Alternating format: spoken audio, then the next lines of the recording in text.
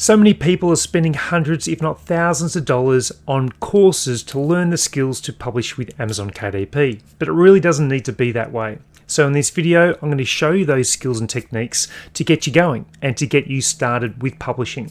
Now, my background is I started publishing in 2019. I'm now the founder of Global Self-Publishing. I do have about 12 courses, but this one is completely free because I want to get you started with the process.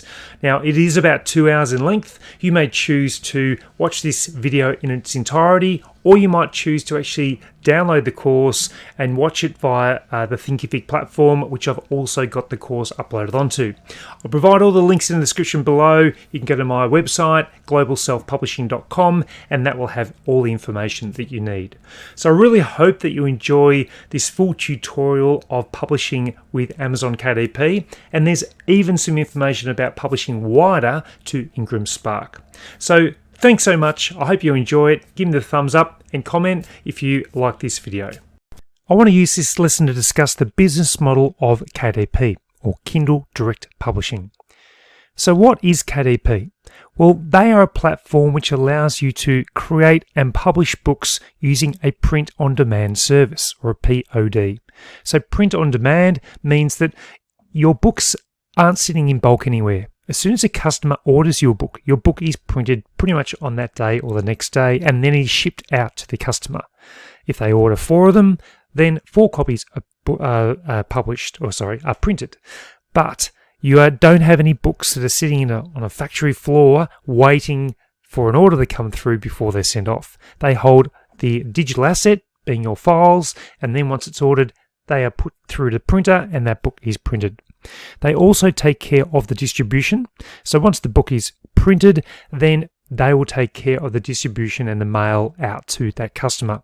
They also take care of the payments through the customer, the logistics, customer service. So if there's any returns required, then they take care of that.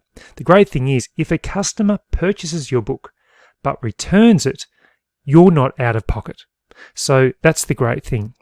So a creator or an author receives a royalty payment after the above costs are factored in. So therefore, if you were selling a book for $14, but the printing and distribution costs from Amazon add up to maybe $10, then once that's all taken consideration and Amazon take their small percentage of the profit of the book, you receive your royalty. So it might end up being $4 from a sale price of that book of $14. So what are the popular forms of books? Well, there are no content books like blank journals or notebooks.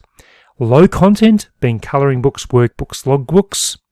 Mid-content books which could almost be classified in the low content, but they're children's books and how-to guides.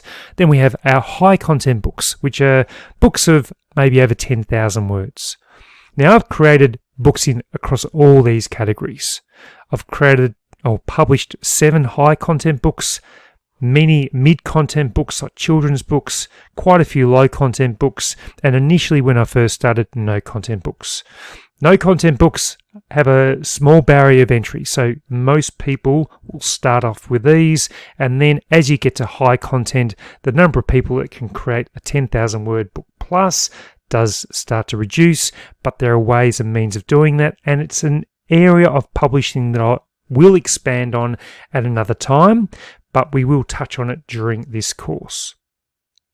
So what's the process? Well, you complete your niche selection or niche research. Then you go through the book creation process. Once it's ready, you upload it with the file types to Amazon Kindle Direct Publishing. Then you do the marketing, and hopefully you get some great sales and reviews, and you start to get into the Amazon algorithm. And when a customer searches for your book, it comes up and you get more and more sales. And that's what I love about this business. It has global opportunity to scale.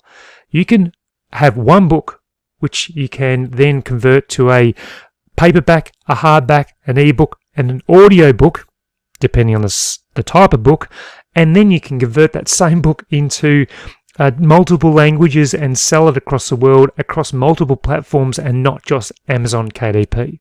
So it has scalability, and the great thing is, the more books you create, or high quality books that sell, the more of a passive income stream you create. So that's an overview of the Kindle Direct Publishing business model, and hopefully that gives you a bit of an idea of how it all works. Getting started with Amazon KDP. The first thing that I would recommend you do is to actually create an account. So if you go to Google and just do KDP sign up, then you'll be able to get to this link. Otherwise, just type this link into your browser and you'll be able to get there straight away. The page you will find that will come up is this one. And what you'll need to do is to add your name, email address, password, enter it again, and create your KDP account.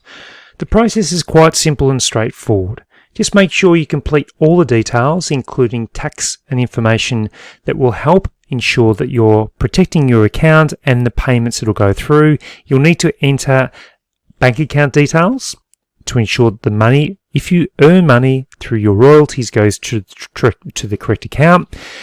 There are some countries that are excluded from creating an Amazon KDP account. You can Google those countries and find out if you're eligible, but the majority of countries are permitted to create a KDP account. I would start that process right now before you move forward any further. Let's get started with some software recommendations. Now with software, investing in the right software will be the difference between fast lane or slow lane publishing. The efficiency or time wasting with your publishing, and selling books that are needed or publishing books that never sell. I can't stress enough the importance of buying the right software and considering it more as an investment with your long-term publishing journey, because not having software really does slow you down. And as I mentioned, it makes the process so much more efficient, and you're going to be creating books that are needed by the customer, not publishing books that never ever sell. Now there are some key software publishing platforms that I recommend. Now you don't have to purchase them, but it is highly recommended. I can't stress that enough, because these software platforms have been tried and tested. I've been using them for 4 years, and although there's an initial upfront payment with a couple of these, they do have lifetime access. So once you've paid it, it's an expense that you should absolutely invest in, but for the long-term journey of publishing, it's so well worth it. So let's look at the first one, KD Spy. So it's used for niche research, and it helps you to determine the profitability of your niche before you begin to create your books. So by selecting the wrong niche, and your chances of success are very slim. So it's a one-time payment of $69 for that lifetime access. And what I'm also rolling into this is to give you the opportunity of getting a free course. So I've got a $99 course that you can get for free by using my link in the description below to purchase KD Spy. So really, you're getting a $69 software product, but a $99 free course. So you're actually in front. So let me show you a bit about KD Spy and about that bonus course as well. So if I'm on Amazon, I've got KD Spy, which I've purchased, which comes a little Chrome extension up here. And what it helps me to do is to determine the profitability. So if I'm doing a search, just say I'm wanting to write about a beach book, and it's a kid's beach book. So beach. So if I've got, even if we go to beach colouring book for kids. So if we go onto that one, what it'll end up doing is showing me the results. So if I go up here and I'll wait for KD Spy to load, what KD Spy will do will provide the average sales rank and the average monthly revenue. Now, what this will also determine for us is the popularity potential and the competition involved. So it's very, very competitive. So I wouldn't even consider going into this niche right now. Now, if you also did a filter here, you can look at the sales rank. So you do have a mermaid colouring book, but it does have nearly 5,000 reviews. So we're not going to be able to compete with something like that. But let's change things up a little bit. If we go back and we did, say, and we go enter, it's got 10,000 results. But if we have a look at KD Spy, we'll find out whether those keywords are profitable. So we can see the average sales rank here at the moment. We wait for this to load up. What we need to do is to get rid of what they call the outliners. So as we wait for this to load, it looks like the competition's quite high. It might reduce. Again, it's a good opportunity for us to look further into seeing whether it's worthwhile getting into this. Again, it's a great way of determining the competition is way too high. Let me try and find one though, a keyword or a niche that doesn't have the competition that we can really focus on. So if we wrote, it's writing. So I'll even plain, let's try airplane books for kids. Let's have a look at this one. So it's 10,000 results still, but what does KD Spy tell us? We wait for the results to come up again, and let's see whether the average sales rank is going to be much better. So we wait for these to load up, and we can see the competition is still high. If we get rid of a couple of these, and then we do sales rank, we might keep that one but get rid of that one. We can see the sales is very, very good. Competition is still very high, very strong, but it's probably more in an area that we can compete. So there's only 57 reviews on this one, 10,748. So that's a first paper airplane book and design. If we look at this one, The Littlest Airplane, that's a kid's book, 65 reviews, monthly income of $2,000, average sales rank of 38,000. So we can actually see all different information here about the title, about the book. This one will actually take us to the book to have a closer look at it. So you can actually track the sales rank here. So if we go back to results and we look at our tracking, so I'm going to go to books, book tracking. I've got one of my books here. So let's have a look at paperback. I'm going to go to Archie the Bear Becomes a Big Brother. Let's have a look at the results so far. You can see current sales rank, the price, and you can see how it's been tracking. So at some stage it's been up to around about 45,000. Another 65,000. It's dropped recently, but there are a few of these times where it does that. So you can see how it's been tracking by doing that. But what this allows you to do is gives you instant information about your books that you're wanting to create and these niches. And if you were to try and go through and write down all these results, try and find out what the average sales rank was, what the book prices were, because that'll tell you the same information as well about the price of each of the book, the monthly sales, estimated revenue, the number of reviews. If you were trying to do that manually, it would take you forever. So KD Spy will save you a significant amount of time with your niche research and also provide some amazing information. So well worth the $69 to purchase for KD Spy. So that is the first software that I would recommend that you get if you're publishing. And remember, if you're publishing often, then it might be worth to purchase that software, and then you get my $99 course for free. So you'll get all of these lessons about exactly the best way to look at niche research absolutely free. So definitely consider that. Check out the description below for more details about that. Continuing on with our software recommendations, the next one that I definitely recommend is Publisher Rocket. It's probably the more well-known of the software platforms. Again, I've been using Publisher Rocket for 4 years, and it is used specifically for keyword research, categories, Amazon advertising keywords, and niche trends. But it also definitely helps out with niche research as well.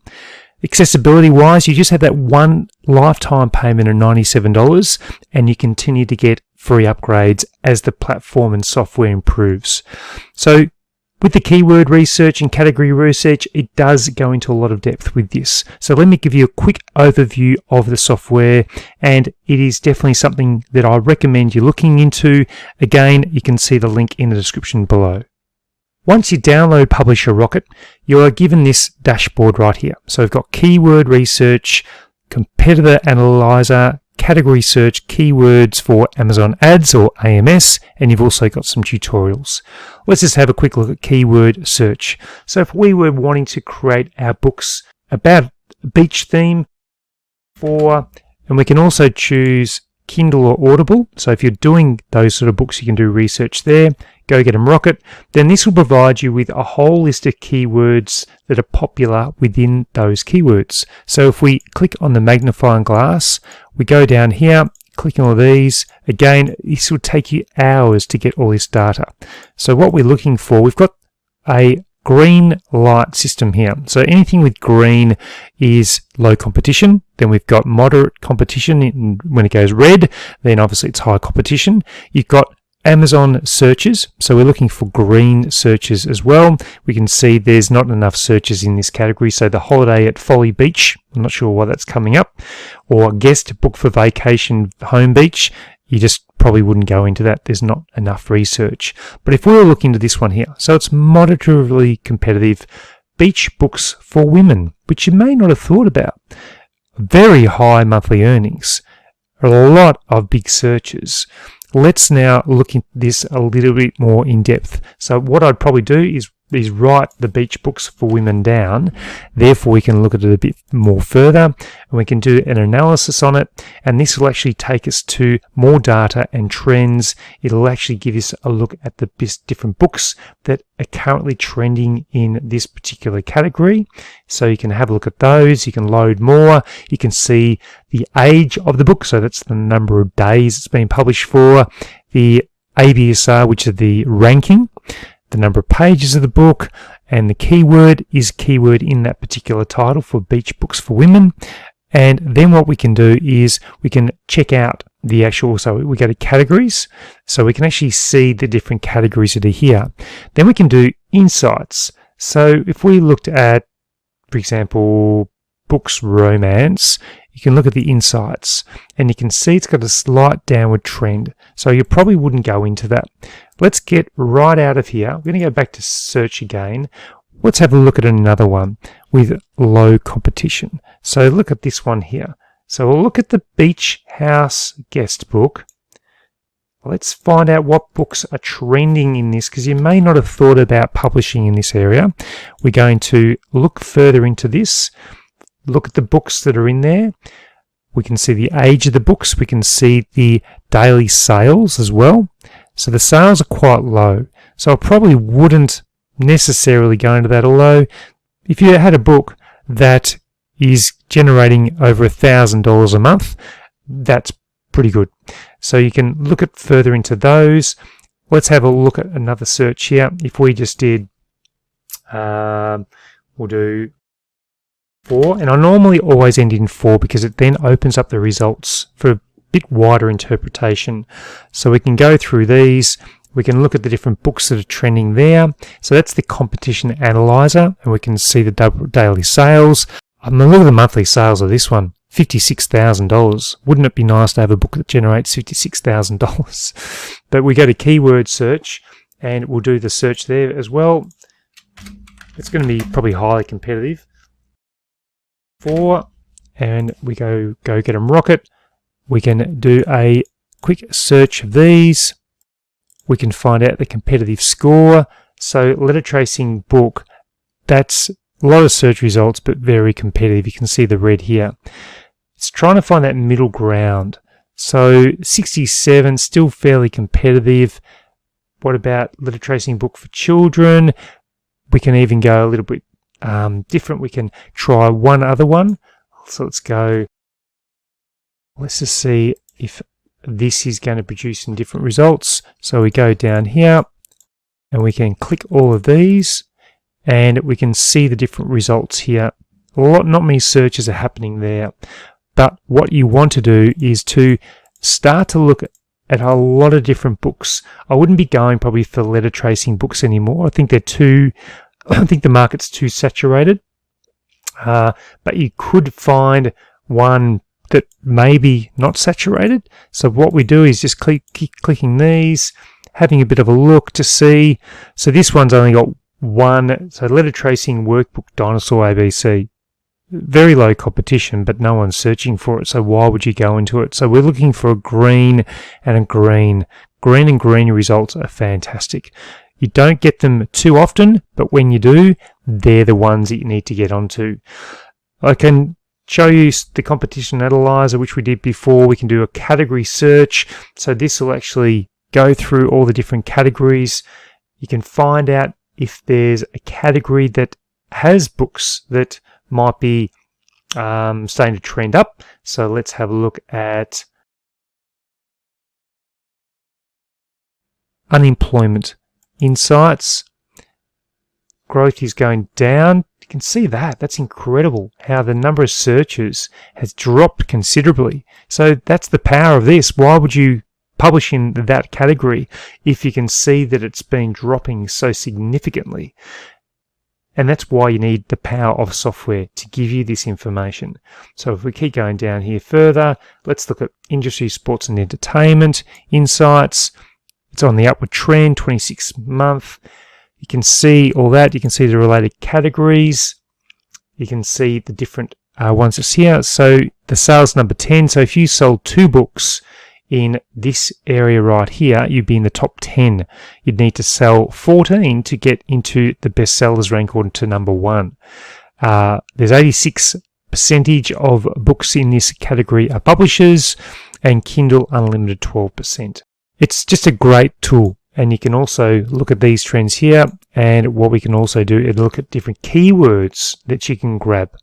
Again, ideas for books. So if we did sports biomechanics as just picking one randomly, we go to keyword search. We do a search here. We do sports biomechanics. We have a bit of a look. We do a search here.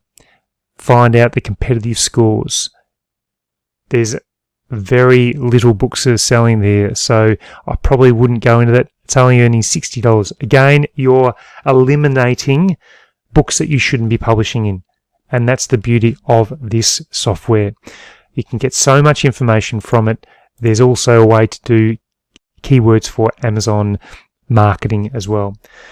That's a quick summary of Publisher Rocket. I would definitely recommend you look into it, and it will give you such an advantage to anyone that doesn't use this software. It provides insights into great keywords to use in your book titles, niches you can go into, competition, categories, Amazon keywords for your ads, but it also provides plenty of tutorials as well if you want to look further into using Publisher Rocket and how to find keywords and everything in between. Continuing with our theme of software recommendations, the next one is Canva. So Canva is used for your book covers, your manuscripts, your marketing and advertising. So it is on a subscription plan. So you can get a free account with Canva. You do have limited tools that you can use on the free plan. I've upgraded to Canva Pro, and it starts at $12 US per month. But it has just been such a massive game changer for my business. So rather than having to outsource various different design elements, such as the marketing and advertising, book covers, and even formatting, I can do it all within Canva. So overall, you do save a significant amount of money. Let me quickly just jump onto Canva, and I can show you how Canva works and the power of Canva, and then you can make a call to see whether that is a software tool you'd want to use. But I really just don't know how you could do publishing without it. Again, check out the description below. Got the link for the details of how to join. So it just makes sense to have a design tool, particularly when books are used for design. We just want to make sure we get the right professional look happening with all of our books. So I'm just on my account now. You can see the number of different things that I'm using for or using Canva for with YouTube videos. We've got different publications I've got there. Review templates. So if we go to create a design, you can do a YouTube thumbnail, you can do a whole lot of different things. Do a book cover. So if we go custom design and we wanted to do an 8 by, actually we need to make sure it's inches, I keep forgetting that. And we go create new design, then this will give us the template straight up for the book. We can also go to different designs. We can find out what they are. We can do a template here. So if we had beach, then it would give us some different ideas for book cover design. what you need to make sure you do, and I'll do a tutorial about book cover design using Canva later, is you need to make sure all the elements that you use, you're interchanging and changing around. You can't just create a book cover and make it look like this. You have to make changes, okay? That's one of the key things about the terms of use of Canva. Just make sure you change them around, but as you can see, it's just so easy to use, and you can even grab, so what we might do is grab some elements of this one. So we might grab that one and we can put it up there, get rid of that one there, we can put that there, we can go down, we can grab this element here, we can put that there, we can change things around, whatever you want to. It is just such an amazing tool that you can use for your book cover design. You can see all the different things that they provide with Canva. It is sensational, and I'll show you the way that I do manuscripts and book cover design using Canva later, but it is one of the best tools I've ever used for cover design or even manuscripts, and I just use it so often for so many elements of my business. So that is Canva. Check out the description below and you can find out more about this design software tool. The first one is called AMZ Extension Expander, and you'll see the little emblem there, and the other one is DS Amazon Quick View, and that will give you the BSR, which is the book ranking on Amazon. I'm going to very quickly show you where these are, but just go to Chrome extensions and please download these two, because you'll be utilizing those when we do our niche research later on. So the two extensions, we've got the AMZ Suggestion Expander here and the DS Amazon Quick View right here. So DS Amazon Quick View will give you your rankings and the ASN number right here. You can see how they're all listed right here. Without that Chrome extension, they don't show up, and you've actually got to go into the actual book. So if we were to go into this one here, you'd actually have to go into the book, scroll down, and then have a look at the number right there, whereas the Chrome extension gives you the information straight up, so you don't need to worry about that. You can see the rank is loading up right now. Now the last one was the Suggestion Expander. So if we were up here and we were typing for our beach books for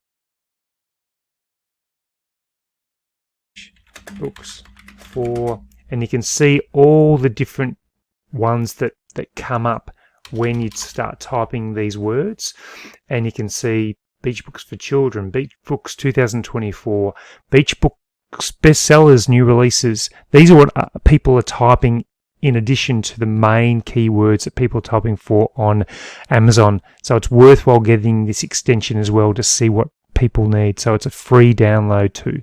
So make sure you download those two Chrome extensions. Go back, check out those software products that I recommend. Definitely KDP by Publisher Rocket and Canva as a starting point.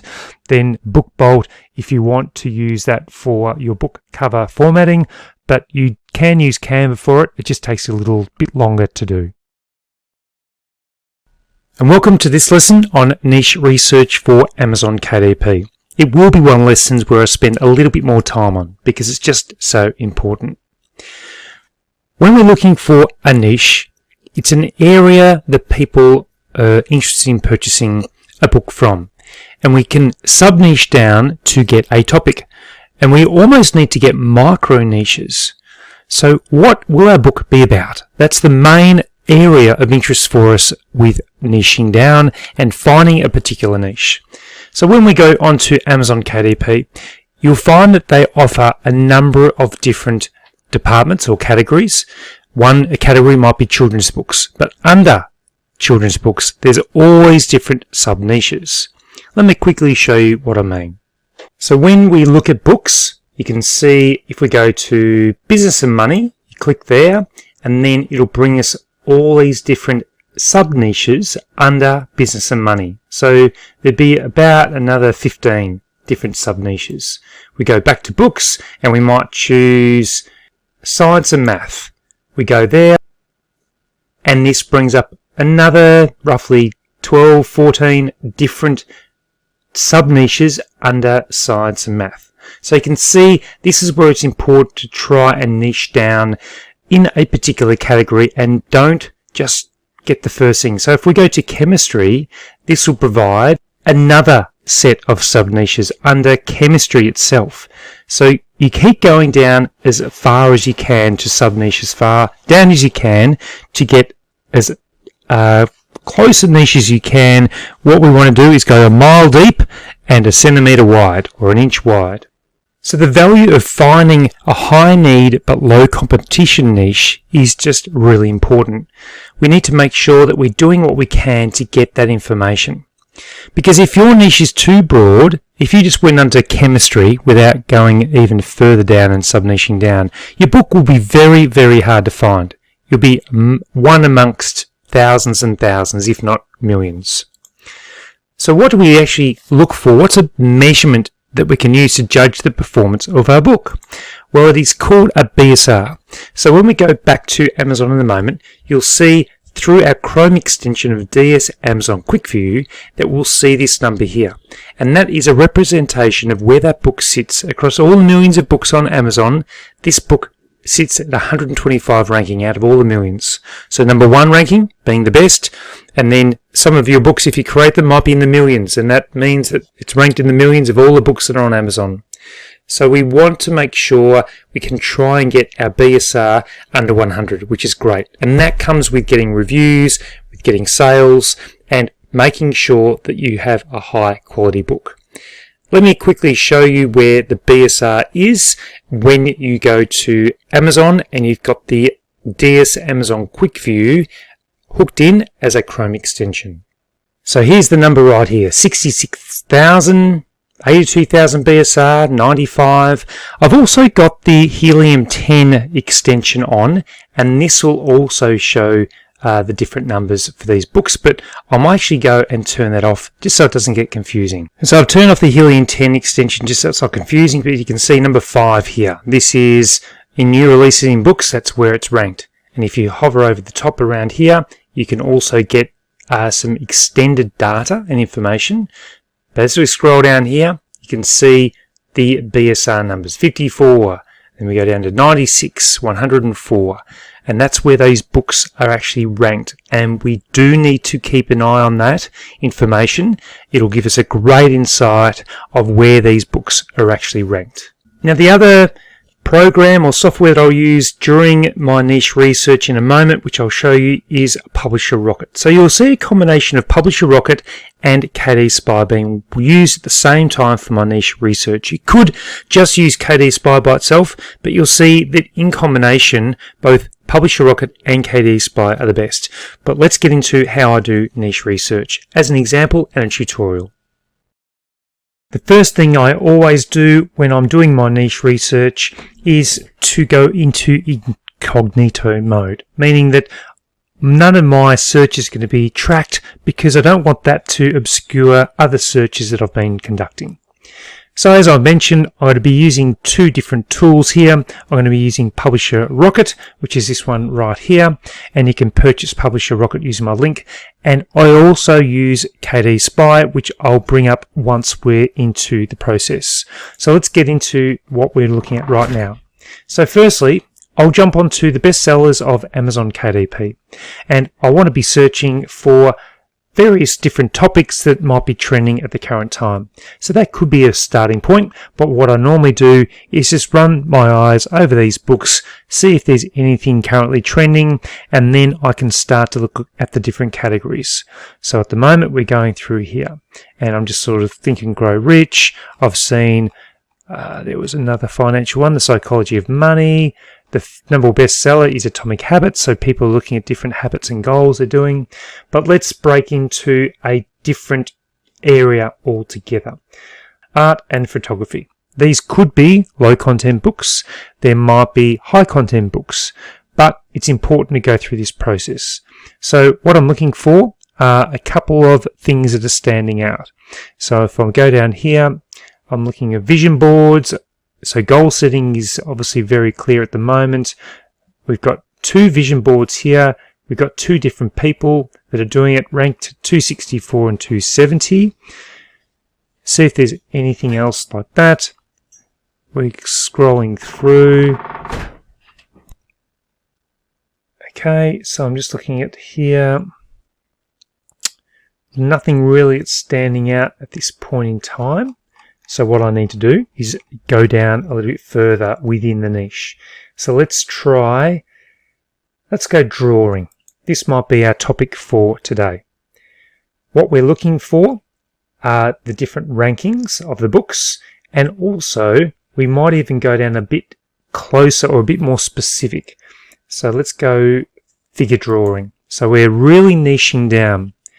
Again, under figure drawing, we need to look at the books that are currently trending.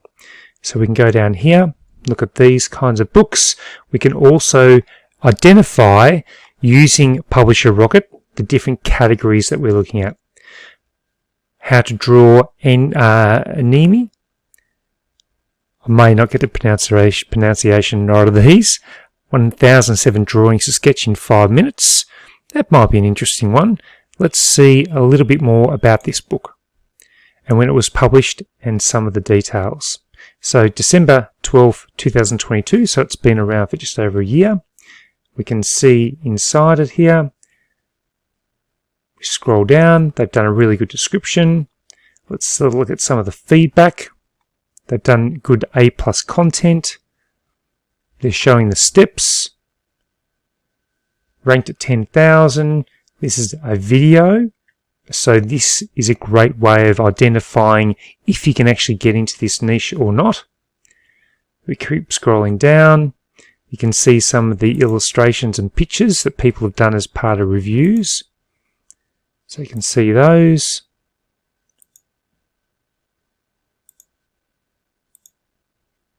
There we go. So we're looking at books that we can actually complete ourselves.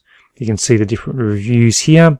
All mostly are very, very positive, which is a great result. And you can see what they're doing there. So this is something that we can get into ourselves. So what we do is scroll back up and let's go learn how to draw. And we're going to put that into Publisher Rocket. So we're going to go keyword research. Let's see how popular this is within books. So we use Publisher Rocket, learn how to draw. So what we're going to do is go through these different ones here, learn how to draw for adults, learn how to draw for kids, different age groups, which is important to identify. So we go through, we click these ones. Then what we're looking at is a competitive score. Anything close to 100 is getting very, very competitive. We're looking for something that is probably around about 50 or less if possible. And we're also looking at the estimated Amazon searches. So we're trying to get a bit of a combination.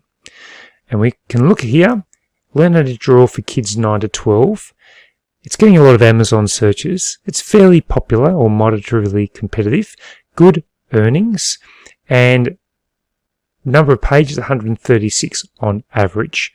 If we go down a bit further, we can see some other things here as well. So learn how to draw a cat. What other ones have we got here? Let's identify this one here. Learn how to draw for kids 9 to 12. So we click here and we have a look at the different categories and different books. Learn how to draw cool stuff. Learn how to draw the animals. We can find out how long they've been there for. So this is the amount of days. This one's relatively young. That's the one we just saw before. So 392 days. You can see it's bringing good monthly sales, and we can check it out, which we did before, and we can also look at the categories.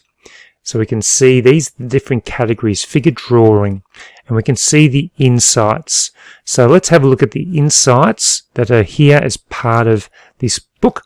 We can see it's got good growth of 56 sales per month, so it's on the upward trajectory. We can see sales of 101. Doesn't really give us much else information here. So if we go back again to see-related categories, and what we're going to do here is also look at the keywords. So we can go back and we'll just go back into this one again. And what I want to do is actually look at the keywords. So this is the keywords for the category. These keywords are related to the category and may help with placement based on Rocket's analysis. Sometimes book titles or author names may find their way into this list. Rocket does its best to remove them. So you can see the different keywords, and you could use those within your Amazon ads or in your back-end keywords when you're loading the book to Amazon KDP. So very handy. So you can have a look at these. Sales number 1 is 101 sales. Sales number 10 in the ranking of that category is 11. You can see 53 of publishers publish in this area. We can look at different books here and how long they've been around for. How to draw everything. Learn to sketch 175 animals. So they seem to be quite popular. If you look at the ABSR or the ABSN, that's A277, 278 days. Some of these books are doing really, really well. How to Draw Everything, 32,000. That is unbelievable. So you can see the different categories this book's under. It's under drawing, which would be quite competitive because you'd need to get 167 sales to get to that. So maybe not what you want to do, but again, let's look at the insights. It's going down. So we want to go back and we want to have a look at different coloring books if we wanted to. Let's go to Insights. Down on that one as well. Let's have a look at, we've got animals, we've got cartooning. So let's look at the insights here. Category growth of 11. So we've been able to pick up a bit of information from this so far. What we want to do is learn how to draw fun and easy. And what we would like to try and do is see if this is a book that we can get into. But what we're going to do is copy that. I want to go back to Amazon and I want to put that into the search right here. And let's see how many other books are in here. So it's got 5,000 results, which is okay. This is where I use KD Spy. I want to find out if it's an area that I can compete in. So we go to KD Spy right here. And this will load up KD Spy Pro and it will provide the sales rank. The average sales rank, we can remove some if what we call their outliners. So you can see the books here. Any like the top 3 or the highest rank 3 we remove. So we'll do 1, 2, and 3. So these are the 3 highest ranked books, meaning they might be just poor quality books and not selling. Average sales rank is now 153. So anything about 150,000 or thereabouts is a good book to pursue. What we're also looking at, we want to see the reviews. So we can compete with books maybe with about 150 reviews. So you click on there, and what we're looking for are books ranked at about 150,000 or less with about 150 reviews or less. So I've got 1 here, 2, and that's probably about it. So it's fairly high in competition. So I'm not sure if I would consider going into that, but it could be one if you wanted to look a bit further. Let's just do a quick another analysis of some other books that we can look into potentially in this area. So I'm going to scroll down here. Let's have a look at these rankings. How to Draw. So it's pretty high. The cover's not great. How to Draw Animals. So that might be another one. Let's put that in there. So we go back up to here, because this might be more niche. How to Draw Animals. So you might want to do How to Draw Animals for Kids, or you can even break it down to an age group. Let's do How to Draw Animals for Kids. So we've got 10,000 results. If we reduce that just to How to Draw Animals, it's how many results? 20,000. How to Draw Animals for Kids, maybe 5 to 7. All right, 5,000 results still. So we look down here, you can see the different books. You can see their rankings. These are quite simple, it looks like, to organise and do. So let's have a look at KD Spy again, and we could even copy that and put it into Publisher Rocket as well. So let's go to KD Spy, How to Draw Animals for kids. What we're doing now, we'll get rid of those outliners. So that one, and maybe, I think that's the next highest. Average sales rank now 35,048, so that's much better. But let's look at the reviews. We want to see if there's any books with 150 reviews or less. So we'll just say from here, and we'll see whether this is an area we can compete in. So we'll include that one. So 1, 2, 3, 4, 5, 6. So there are 6 books with 150 reviews or less that we know we can compete with, because trying to compete with books with 4,000 reviews is going to be very, very challenging. But if there's 150 reviews or less, we can compete, and the rankings are very, very good. Estimated monthly sales, you can see the monthly sales there. The length of the book you can see as well. So what I would do, I would use that main keyword. I've used KD Spy to identify if it's worth investigating that niche more. Then what I could also do is copy that, go back to Publisher Rocket, and I'm going to go to keyword search, and I'm going to do a new search here. Let's plug that one in, go get 'em Rocket, and let's see whether this brings up something and identifies. So 57, that's pretty good. Estimated monthly searches, 2,850. We can do our research here, and we can find out what books we would be competing with. We can investigate those. We can do the look inside. You can find out what books are doing really well. Look at their covers. Look at the colors they're using. Look at the different illustrations they're using. Look at the description. What are they using to attract customers? We can see the different categories. So if we go to this one right here, we can look at the categories that they're in. So it's pretty competitive category. If we go to the Insights tool, you can see it's down a little bit. But if we go back one more, let's go back here. Let's go to this one here. It might be a similar one. I'm just having a look. This is the youngest of the books. So let's have a look at this one. And we're going to go to Insights for drawing, music and photography, art, drawing. I may have covered this before, up 36 sales per month. So that would be a good category to get into.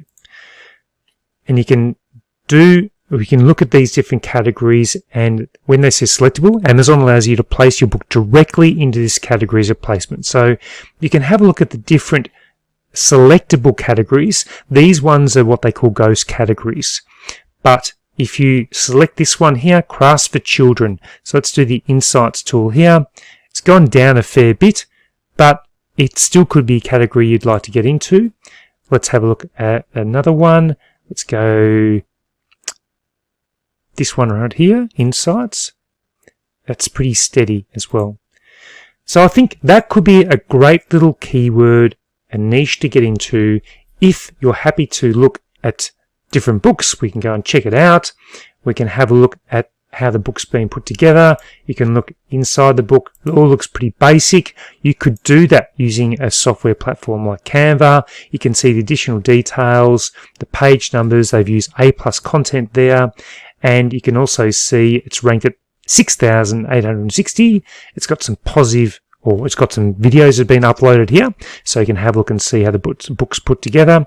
And you can also see what the reviews are like, and if there's ways that you can improve the quality of book. That's a great little insight into the process I take to investigate if a book is going to be suitable for me to pursue, and to look at different categories to see what category would be best to place my book.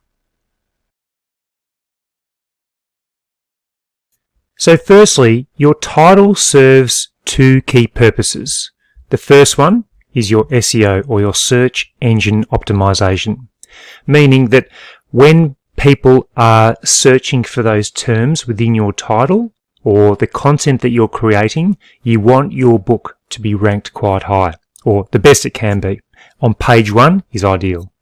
Number 2, you're attracting the customer to your particular kind of book. And that's where title and subtitle keywords become really important, because it's what customers are looking for. So ultimately, your goal is to have your book appear when popular search terms are typed into the search bar of Amazon. And you use your keywords from your niche research in your title, your subtitle, and the remaining words that you can't fit into your title or subtitle are used in your 7 back-end keywords when you're uploading your book to KDP. So your 7 keywords will be other words that you'd really like to be ranked for as part of your book. I wanted to cover off as well, as part of this lesson, the do's and the do-nots. So do this. Use keywords that make sense and relate directly to your book. There's no point creating titles where there's confusion about what your book is.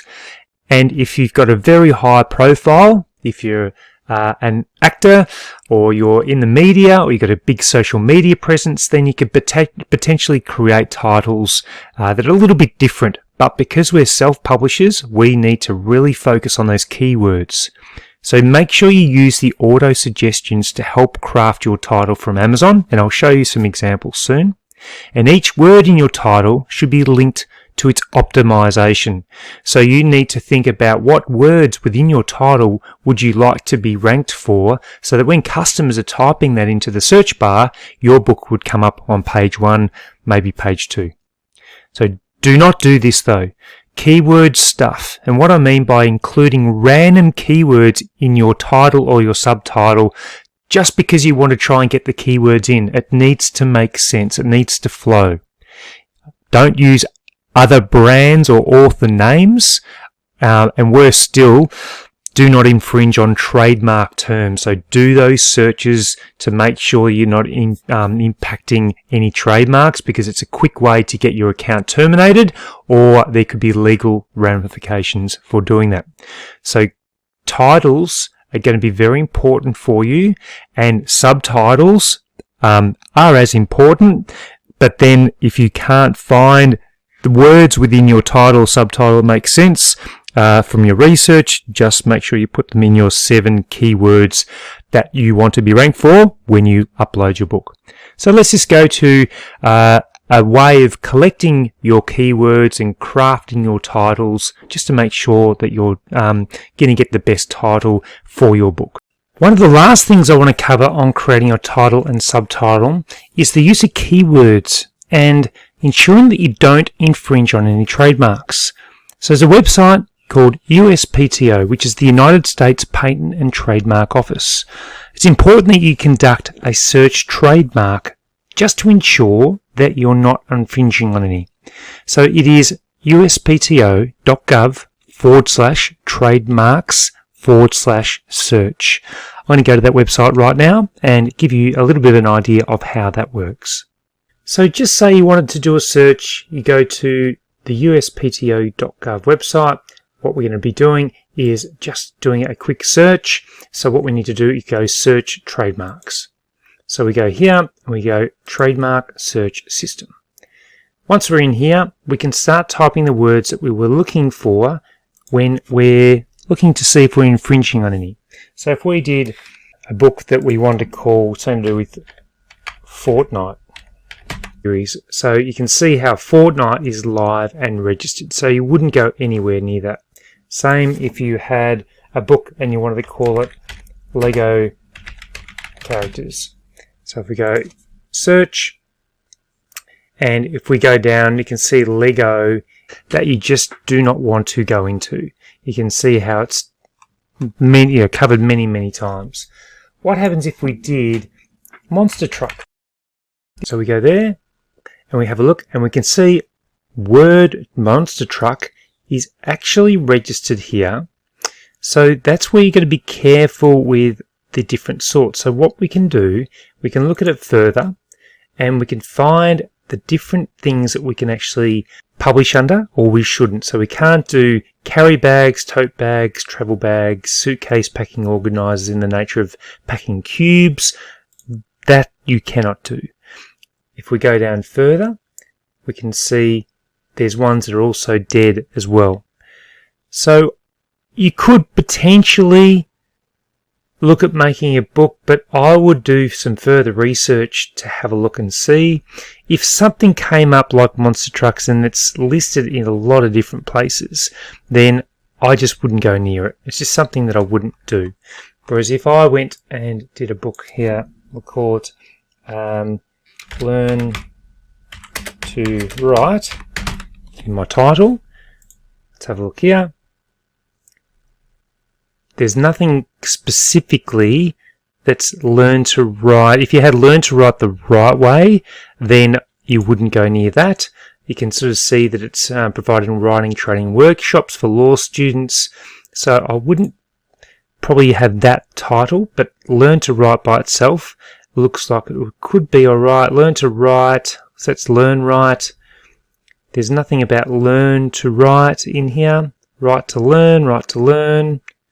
So that could be used. But what I want you to do is, if you're doing a title, put it in here. If you think it's too risky, don't do it. That's my main advice. But go to USPTO trademark search, check, and you just go to this little click here and see if you can actually write something. So let's just do dot marker. Dot markers is dead. Dot and dot markers. So you could use that in your book. But again, do a thorough research, because you just do not want to be caught out for a trademark that you shouldn't be going to. So anything that you know is a trademarked term. So hopefully this helps, and make sure you do your thorough research for trademark and infringement with your book titles. And welcome to this lesson where I want to introduce you to book interior and manuscripts for no, low and high content books. There is a different strategy that you use for each of these different kinds of books. So no content can be very easy to create yourself. You can use free software, you can create a free Canva account, you can download free templates, you can create a free notebook that could be uploaded to Amazon KDP. Very easy, but the barrier to entry is also easy, which means it's more competitive. Low content depends on the book that you're publishing. So it might be a colouring book. You might need to use AI technology or outsource illustrations for colouring books. So they can be easy to create, but there's a little bit more difficulty for those.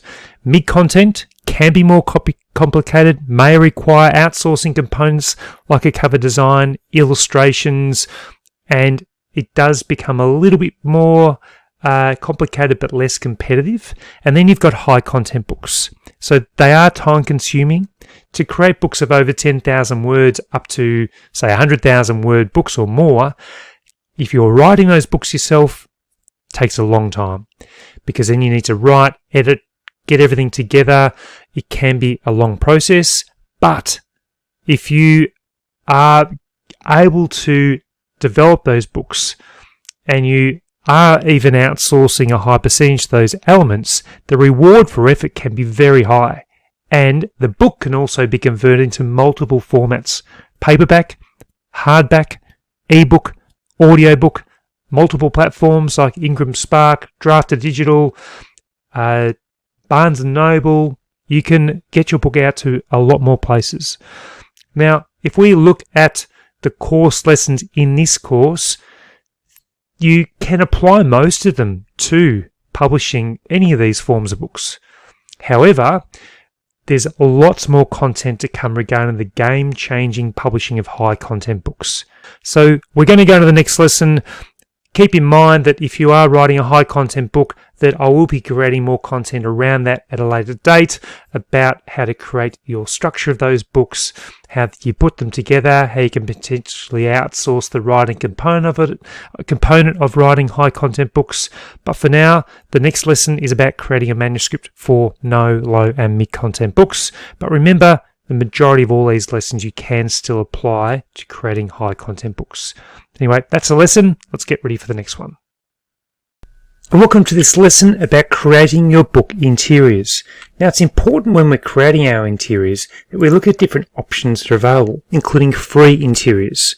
So we might look at no content interiors, low content interior, and also considerations when creating your interior. We need to ensure that we produce quality interiors for our books. Now, the interior will be from pages 1 to 30 or 1 to 100, whatever that is. And there is a software that we can use to help build our interiors, and we can also use Canva as well. Let's get into the lesson right now. To create our interiors, we're going to use Canva. Now, if you haven't signed up to Canva, I'll leave the link in the description below, and you can use that to create a free account, or you can continue with a Canva Pro account. I'm going to sign in right now. So the first thing you need to do, really, before you create a manuscript, is determine what sort of manuscript you want to create. Now, for example purposes, I'm just going to pick a gratitude journal, which I know I can create. I've created a few before, and what I want to do is go through the process of how we ensure that it's sort of compliant in regards to what KDP need and what we need to do. So let's choose one, and we might as well go for a bestseller. Let's go for the 3-minute gratitude journal. We won't click on this because I don't want them to have to pay for it. So let's scroll down here, and we're going to actually check out a few things of the listing firstly. And that is going to be the size of the book, number of pages of the book, and what the interior looks like. So let's have a quick flick down here. So it is a 6x9, is 110 pages. And you can see the details here. 110 pages, but I might actually make ours a 7x10 inch. But before we do that, let's have a look inside the book and make sure that it's something that we can easily create. So we just wait for the look inside feature to appear. We click on this, and from memory, it's going to be quite easy. So we scroll down. They've got an introductory page here. They do have a get in touch with us page, and then it is just replicated. That's all it is. So let's make our own version and see if we can make it a little bit better than this. I can't believe it's a bestseller. However, it is what it is, and I think we can easily create something like this. So let's go into the next stage. So we want a 7x10. Now there's a few things that we need to do. We're going to be using Canva to create our design. However, we need to look at what the print options are as well. And I'm going to put these in the links for the description.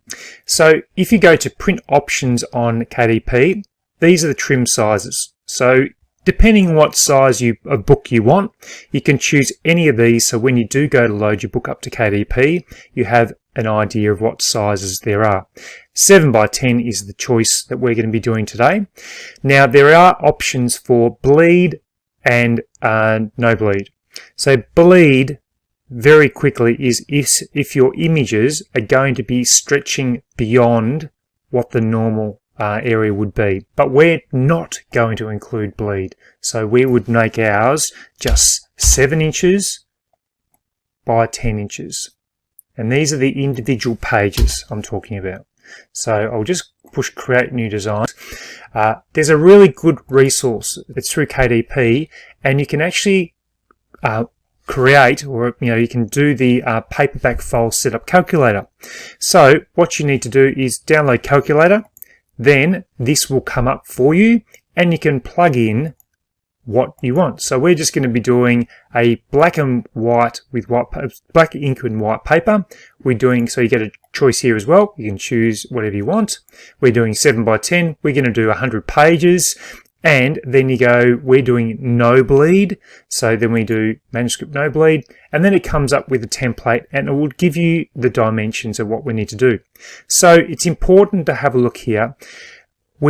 The dimension suggests that there needs to be a 0.375 inch between here and what the available safe zone is. So I'm going to show you what is important, because when you design, you need to make sure there's no writing which is extending into this area here, or this area here, or this area here, or this area here. So when we design our template on Canva, We need to do that so that when we do load it up, we don't get that error message that you may sometimes get with KDP if you don't do it correctly. So let's go back to our Canva, and it will be loading up for us. And here it is here. So the first thing we needed to do is go to Elements, and we need to, I want to make sure that I'm choosing the things that are free, because at the moment I'm going to be showing you how to use Canva for free. So what we need to do is click on, so you can do shapes. So if you don't have these line shapes, just click shapes. Then we get a box here, and we need to now, that it was 0.375. We want to make, see how there's a number just there? We want to make that 0.4. Then we know we're in the safe zone. So we put that over here.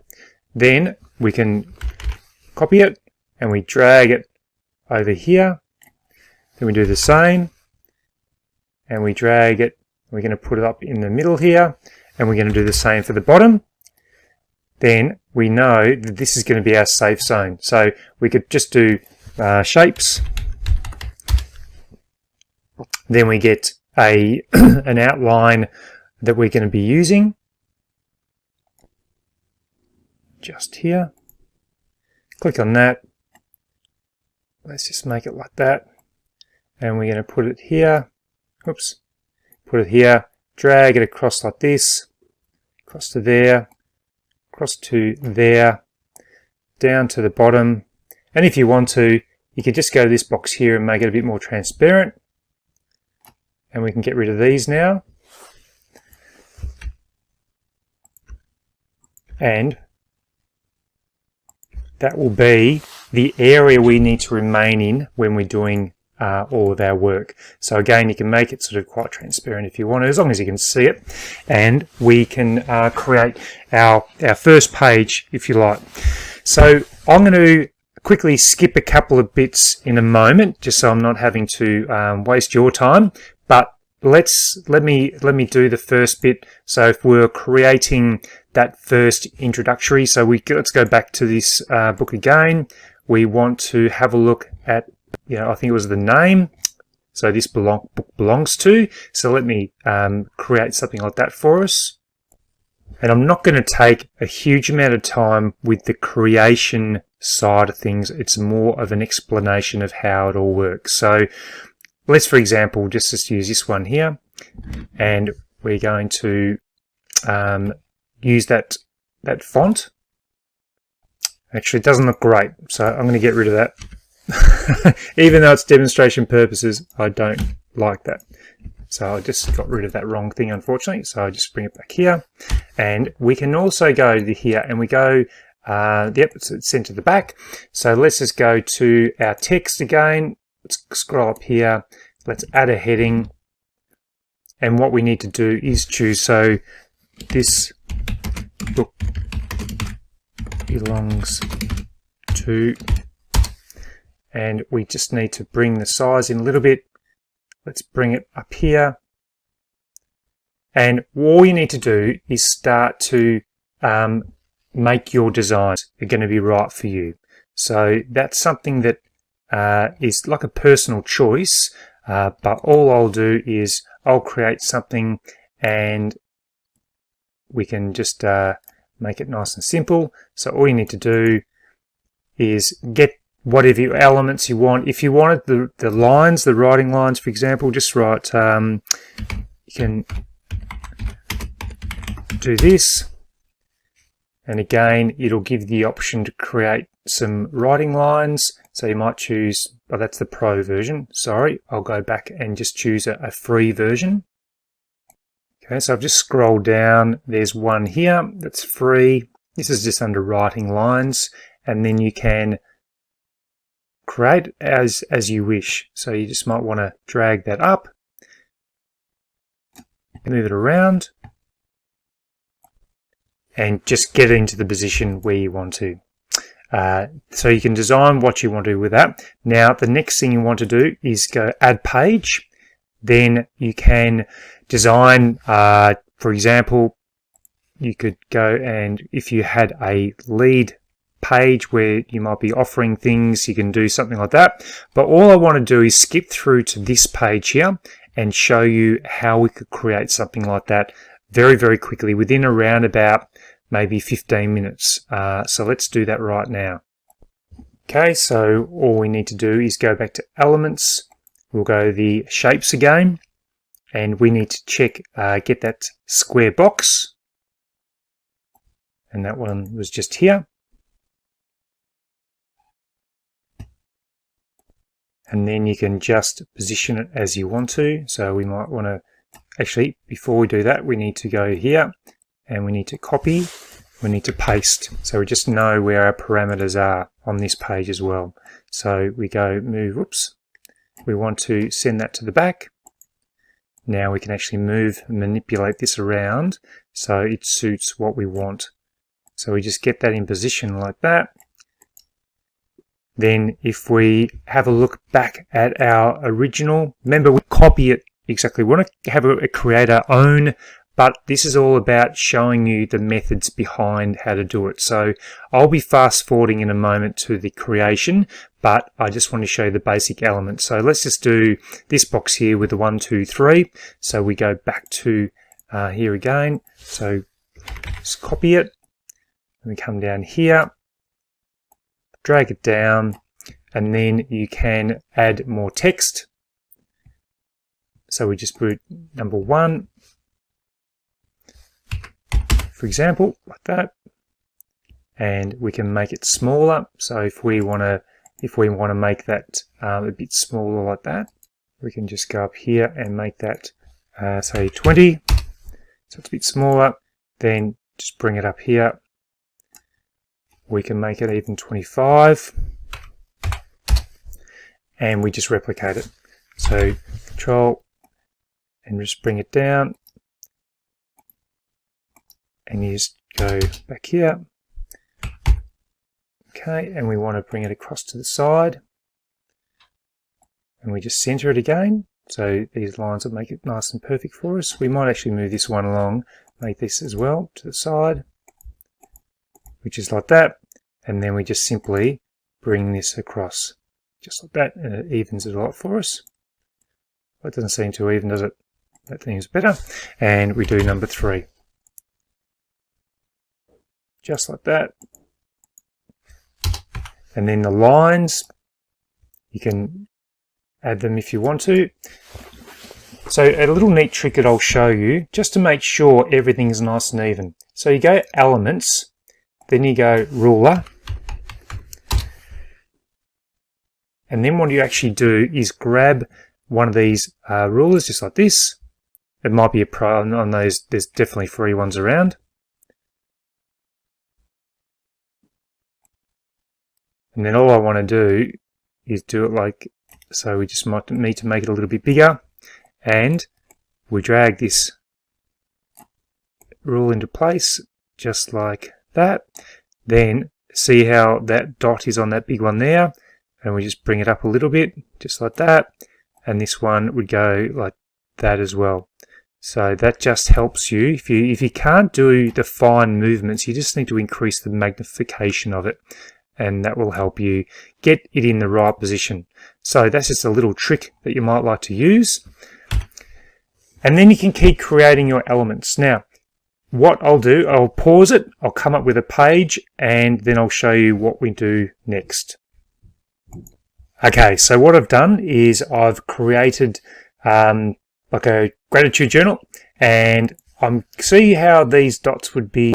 It might be a bit risky potentially. We want to make sure that we're inside these lines here. So we would copy that, we would go back here, and we can paste it here just to make sure everything is inside. So we go there, we send to the back, and then we can actually manipulate these so that everything is in the area we want.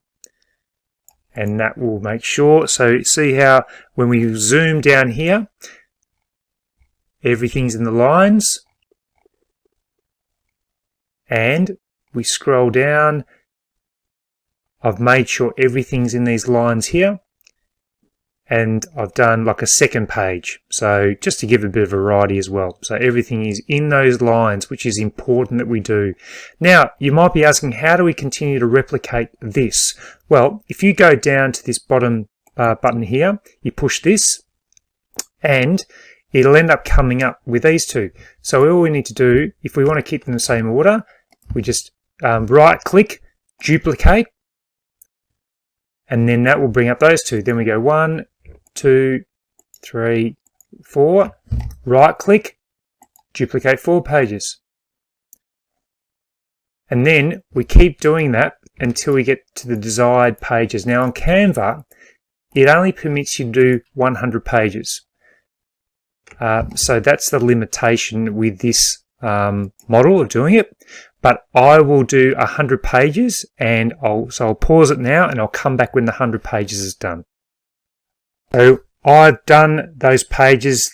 It actually goes up to 99 pages, and the very last page you could just add. So if we keep scrolling down, it just kept on duplicating all the pages, and I've just left it blank there. So you might want to have about the author or something like that in that last page as well.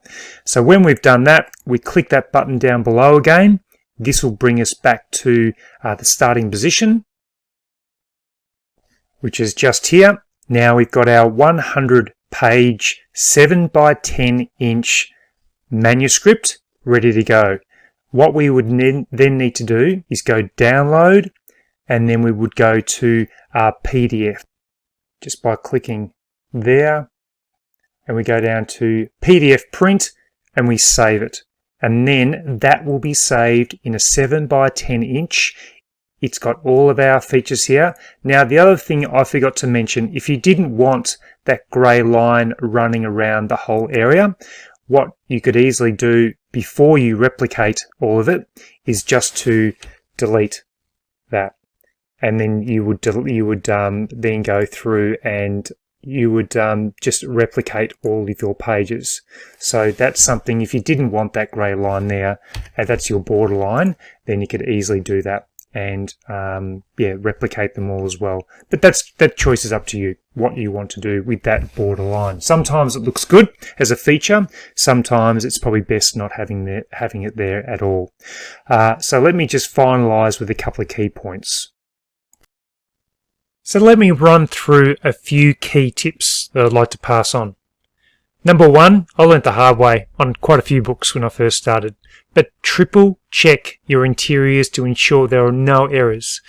It's so painful when you have uploaded your book to KDP and you have to detect an error and you have to adjust and re-upload. And it's even a worse area if you upload it to a platform, for example, like Ingram Spark, because there's about a $25 upload fee to adjust your manuscript. So get someone else to check it over if you need to as well. Let's go on to tip number 2. Check out other books for inspiration using the Look Inside feature of KDP, but never copy. It's a one-way ticket to get your account suspended or terminated, and they have their ways of looking at ways that you've copied other authors, and particularly if another author makes a complaint against you with your book, just make sure it's original. If you do purchase pre-made interiors, maybe just use a software like Adobe, where you can actually adjust and add different features as well to your interior. So that's tip number 2. Let's look at key tip number 3.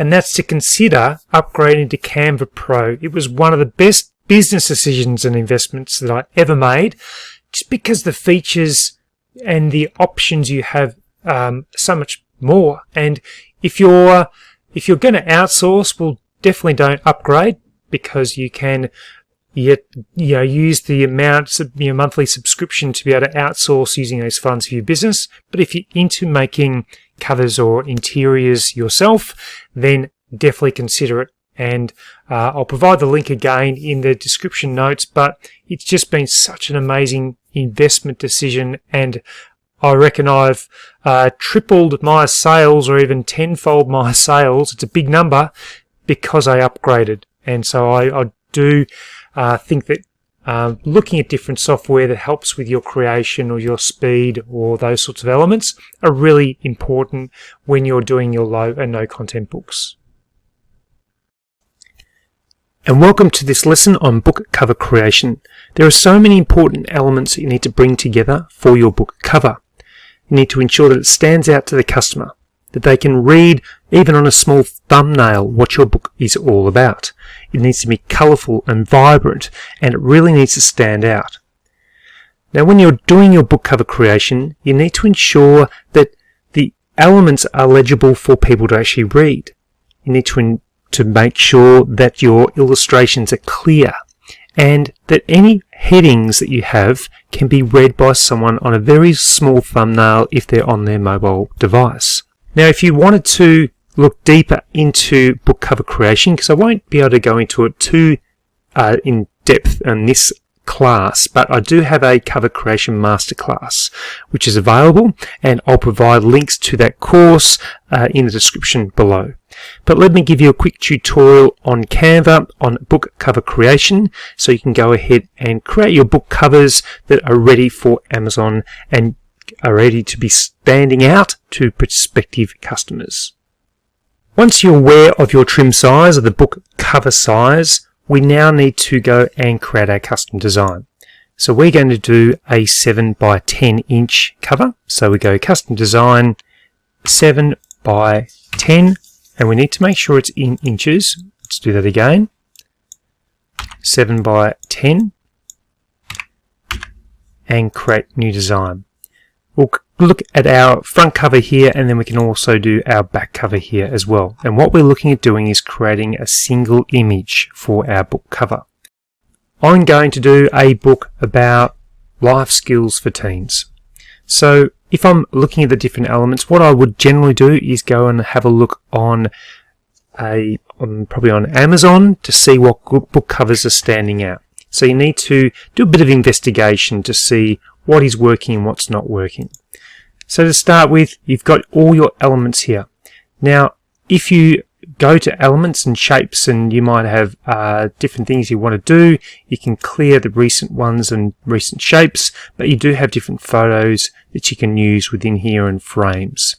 Canva's so easy to use. It really is a great opportunity for you to use your design skills to create a book cover that's going to stand out.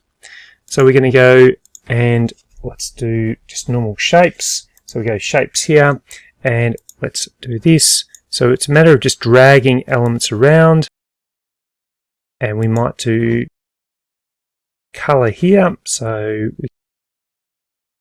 this, and then we might go to text, and we can add a text box or use the heading here. So I might just use this here.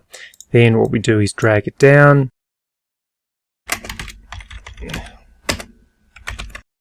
So if we think that that might be too big, I think it might be. So what we do is reduce that.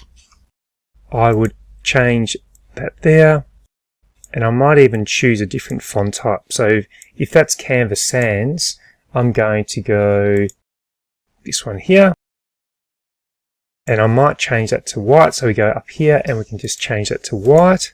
If we wanted this to stand out a bit more, we go effects and we can lift it.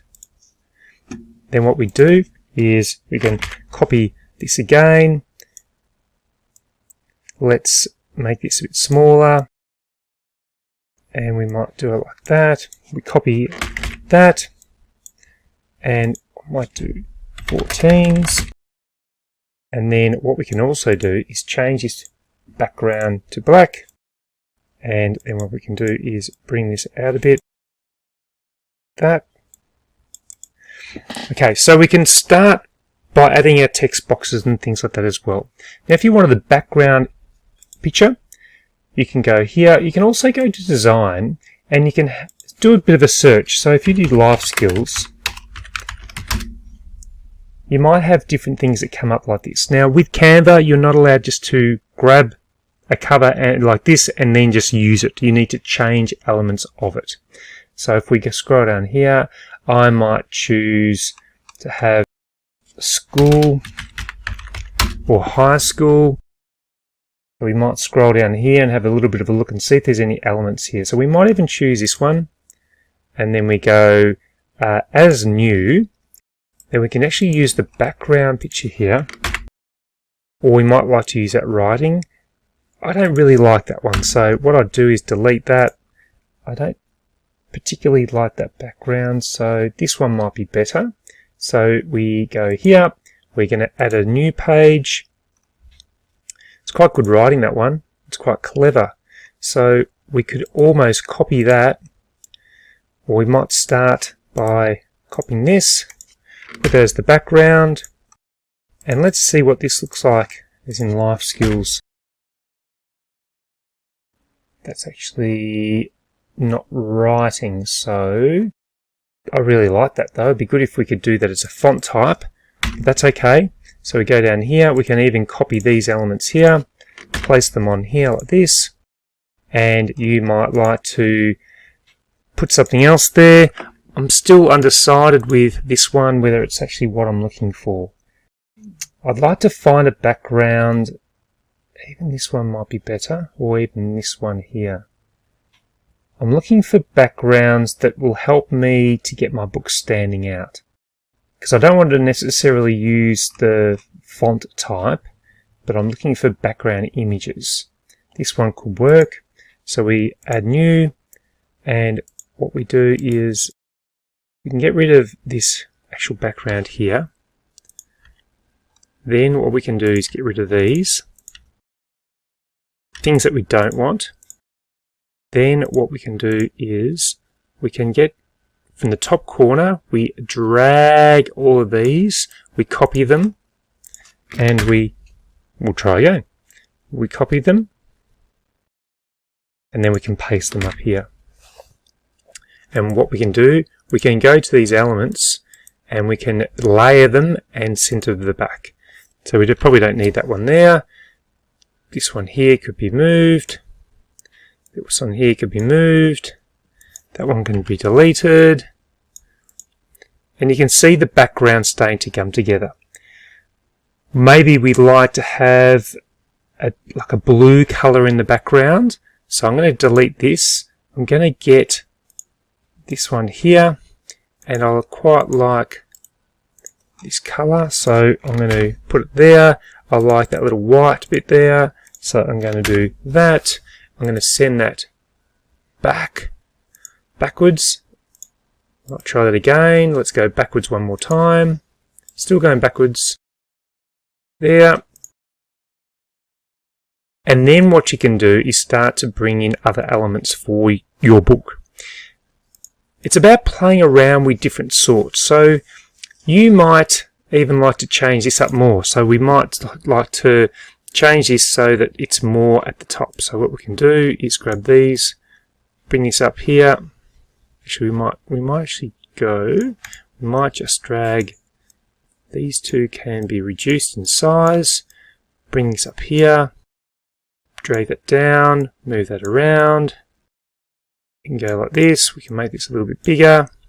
What you need to ensure you don't have too much writing that's close to this edge. We need to keep writing away from that edge, because what will end up happening when you upload your book, it'll end up being you'll end up having to change and modify your cover because the trim size is too, or the actual writing is going to be over the top of where they trim the book when they do that. So you just need to keep it away from that close edge. Bring it up here. You can see how I'm just moving things around. If things are too clunky, you can change them as well. You might want to get rid of all these ones altogether. And then you've got different things like that. Now, what else can we add? Well, we might want to add our name down the bottom. And we might like to keep it in a similar writing type. So let's use this one. Let's bring this down. Change the font color. That. And we might like to add another strip. So you could add this strip here. Went straight across. And we might want to make that white as well.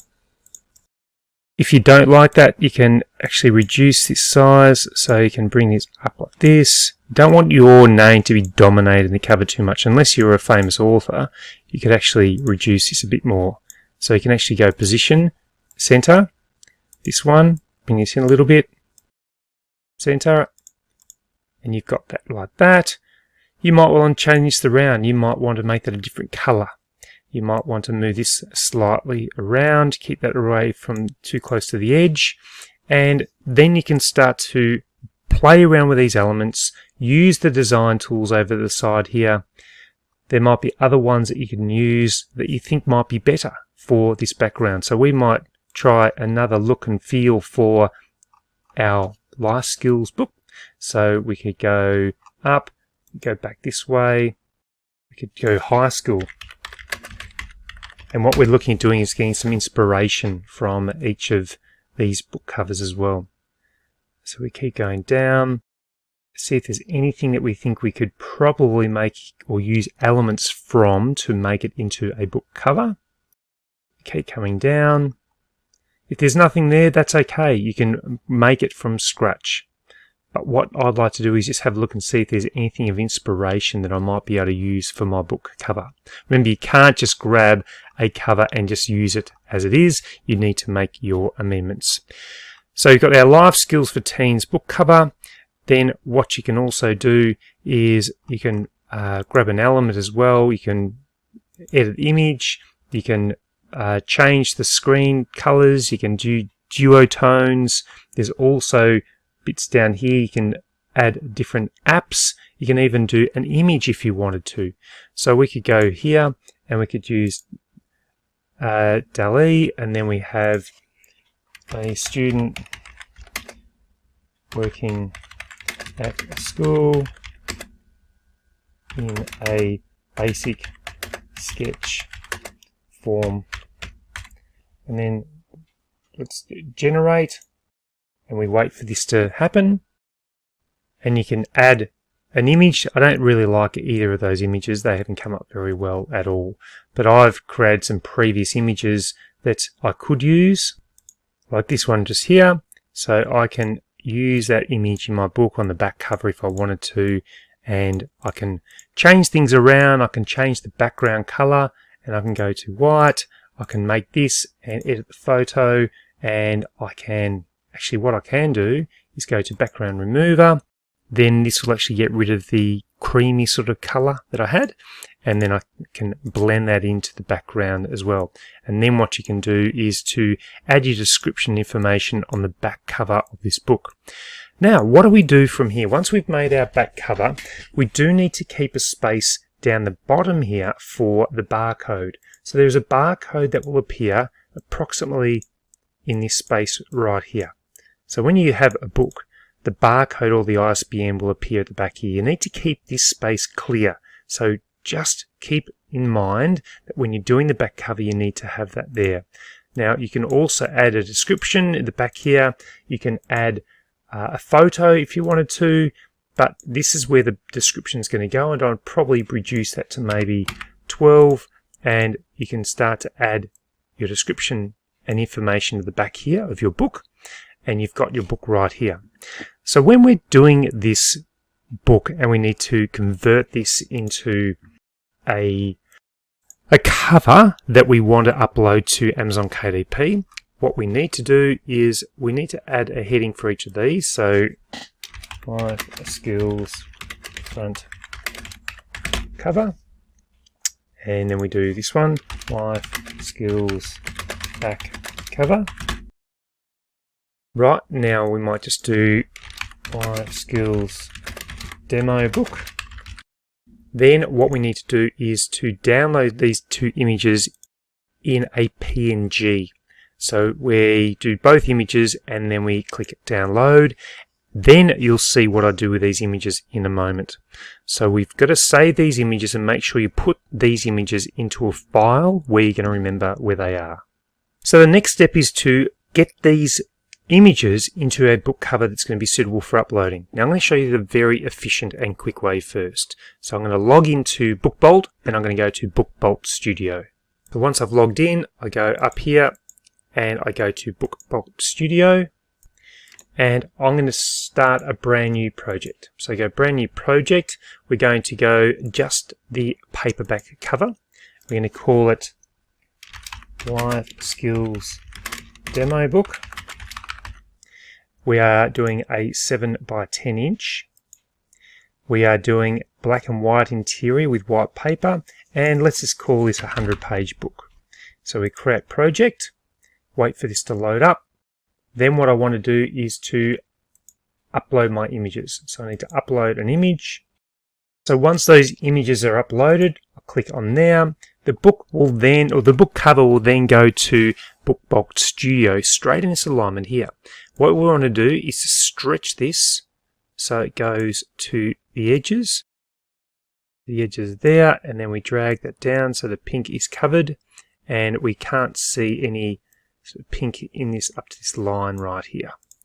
So that's how the book cover will be. Now, if you have any writing over this green line, your book cover will be rejected. You need to ensure that no writing is over that green line that runs around. Now for the back cover, what we need to do is go to Images, we go here, and we put our back cover on here. We are going to do the same process. So we stretch it to those lines there, drag it down. We need to make sure the ISBN has space there. You don't need to keep that blank, that color there. That should be blank. I'm just using it as an example where the ISBN is going to go. And for the back, what we need to do is go to this color here, and you can change this color to what color you want. So if we use this little pipette and we hold it over here and we go to that blue color and we go OK, then what will happen is if we go to the cover template, which is the background, it actually changes to that blue color there. So we actually don't need the template now that we've got everything in place, although you can see pink down here. So we want to make sure we're stretching this cover so that there's no pink of that template around to there. And then what we can do is get rid of that transparency, and that's what the cover is going to be like. It's so easy on a Book Bulk Studio. All we need to now do is go download, and we need to actually go to this one, download current page, CMYK printed books. That's what we want to do. So we click on that one, and we wait for this document now to go. So there's 191 in queue, however it'll move quite quickly, so I'll just pause this video until it's ready to go. And my cover has now downloaded, so if we go to here, we can click here, and my book cover is right. Now you can see how there's a little bit of blue at the top here. I would recommend going back and just stretching the cover a bit more to ensure that that's not there. You might just want to have that white border, so we haven't quite stretched it enough. If you wanted to go back, we can go OK, and you can see on here we haven't stretched enough, so that would be where we wanted to, and then you go and save it again. So that's the quick process of using Book Bulk to format your book cover. It will save a significant amount of time and effort and rejections if you don't do it this way. But I'll quickly show you the long way using Canva if that's what your preference is, rather than buying or purchasing Book Bulk Studio on that monthly subscription to do that. First step we need to do is to go to the binding type. So KDP Cover Calculator. I'll leave this in the description below, this link. So all you need to do is select, we're going to do paperback, interior type we're using black and white, paper type we might use cream paper for this one, page turn direction we do left to right, measurement units we're just doing ours in inches, interior trim size we have got a 7 by 10, and we have 100 pages. So I'm replicating what I did with Book Bulk. Now what we need to do is calculate the dimensions. You can see that, and what we now need to do is see these measurements here. This is what we need to use to start with. So 14.5. So we go here and we're going to create a new design, and we go custom design, and we make sure it's in inches. 14. 25, and we create a new design. And now what we need to do is we now need to go and make sure that we get the template for this as well. So I'm just going to move this. We go here. I want to download the template. Therefore, I can use this. So I want to double click there. And what I'm going to do is a screenshot of this. So when I go back to Canva, I can actually put this template on here and stretch it across. Therefore, I've got the background template to know exactly where I need everything to go. So I can stretch this now. Just bring this in a little bit. It should be right on those pink lines. You can see why Book Bolt is just so much quicker than doing this, but I want to make sure I show you this way as well. So we do that, and we stretch it all the way down. And what we do is position this in the center. And there's a little bit here, we just stretch that. Or what we can do, we might have gone a little bit closer to the other one, we can just stretch it a tad. So there we have our template. And we can put the transparency of this template right down if we wanted to. What we now need to do is to upload our two images. So we upload our images, which I've got here. So I grab that one and move that across here. And I need to bring this back in so I can see what's happening. And I need to stretch this all the way down to there and just down to there. So we don't want to make that same mistake we did earlier. And the back cover, do the same thing again. Let's go to the corner here. You can see the barcode where that needs to go. So we stretch it all the way down. We've got our background. So what we now need to do is get rid of that template. So we get rid of the template altogether. If we want the background color, we can go to background and we can use our pipette. So we click there and use the pipette and we get that color. And now it's going to be the spine color as well. Then we can save it as in our life skills demo book V2 cover. And then what we can do is we go share and then we go download. And then what we want to do is go to this one, best for printing. So we click there. And what we want to do is, this is under, it's a little crown there. That's when you've got Canva Pro. So I have got Canva Pro, so I'm going to use that one. That's the best quality one. So when you upload your book to KDP, the quality of it's going to be much better.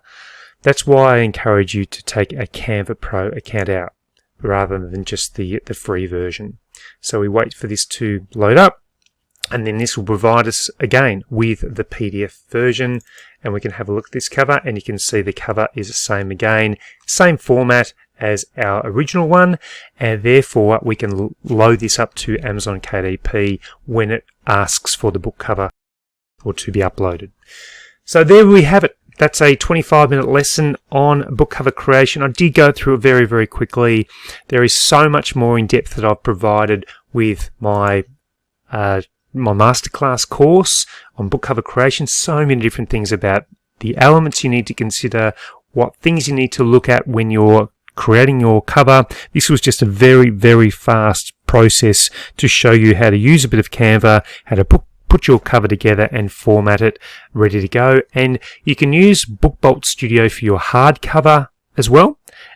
And you can also use the same process when you're doing your hardcover if using it for Canva. But there's a few different changes you need to consider when you're doing your hardcover. And it's a bit, the cover tools that you use are important to use the right way. And I just think hardcover creation with Book Bolt is much, much easier than using Canva. But that's just my recommendation. So hopefully this lesson has helped you out. I want to use this lesson to talk about outsourcing your book cover design, because we're not all designers and you are going to be judged by your book cover. If it's an unprofessional looking book cover, you can seriously just forget about making any sales, because as a customer, I don't click on any books where I don't like the cover. And if it looks unprofessional, the reviews aren't there, you just won't get people clicking on your book to buy your book. Therefore, it won't jump into the algorithm of Amazon, and it will just die a slow death. So book cover design is just so critical. Now, I would recommend that you do outsource if you have no design skills. It can be something that can be acquired over time, and if you are on a budget, you might like to try your own design to begin with, but just remember that you need to get some honest feedback from people that are prepared to give you feedback and not just say, oh yeah, look, it looks great, whereas behind the scenes I don't actually like it. So let's look at 99 Designs. That is my recommended book cover design group that have helped me out, or you can go to Fiverr, which can be hit and miss, but let me jump onto 99 Designs to begin with and should show you how easy the process would be if you want to get your book cover outsourced and get that as a outsourced project for your book publishing. So I'm on 99 Designs. I'll leave the link in the description below, so it's nice and easy for you to get to, but all you need to do is type in that, then you go get a design.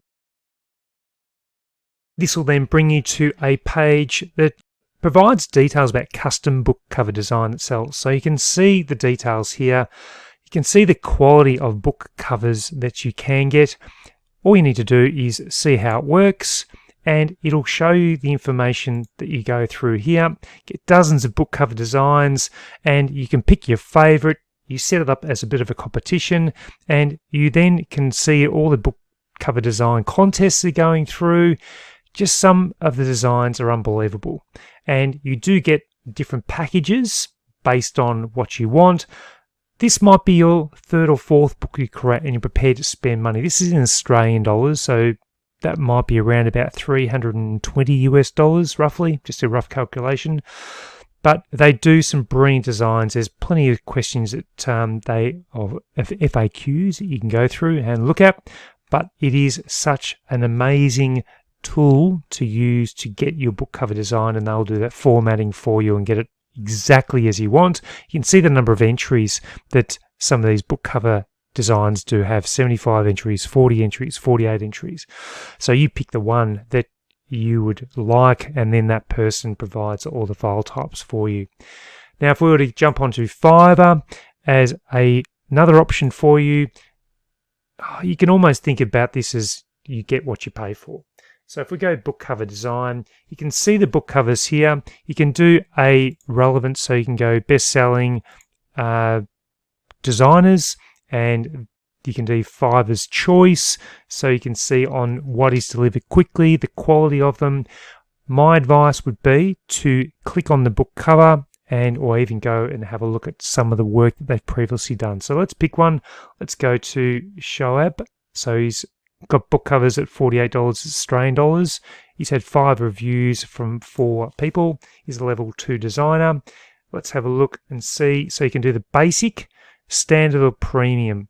So this is 2 design concepts, includes a source file, 3D mockup.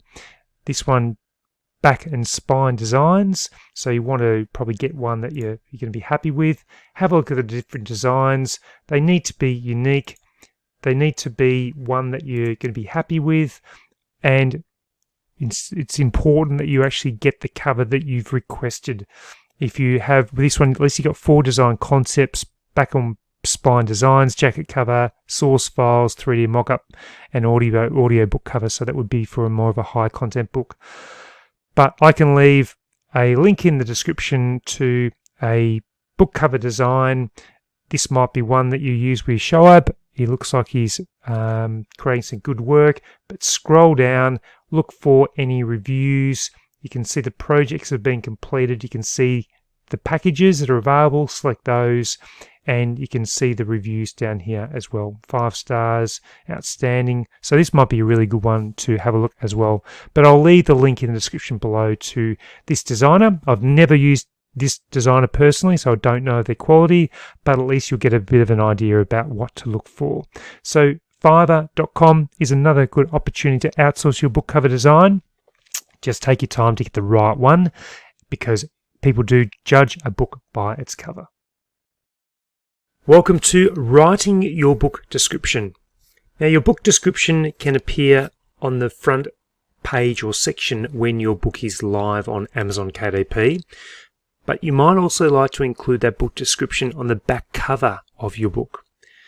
So the writing of your book description is really important, and there's some key areas that I want to cover off so you're aware of the importance of that. But right at the end of this lesson, there's an important component about formatting your book description using a free tool by Kindlepreneur. So make sure you hang around. There's also some links in the description below that will help you with your formatting of your book and a free resource. So the format of your book description should include a strong heading, key product features of the book, strong headings that actually outline and show customers what they're about to read about.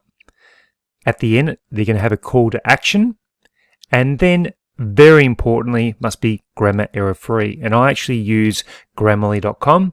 I started with the free version of Grammarly, and then when I started to generate income, I then upgraded to the pro version. There's a lot more features that are available, but the free version is fine. But you'll see a link in the description for Grammarly if it's something you think would help you. And even though English is my first spoken language, I really found it helpful, because there are things that I just didn't pick up when I was reading over my description a few times. I'm going to actually show you a book description I've created, and I'm going to use the theme of like an educational resource for letter tracing for children. And let me just show you some of the key points that I've done. And I've used these strong formatting features to make sure it stands out to the customer. So let me go to that the version that I've created as an example for you. So this is the key tips that I've used within this description. So I've created a headline that captures the attention of the customer. I've included key product features. I've included headings at dot points. I've also included the call to action.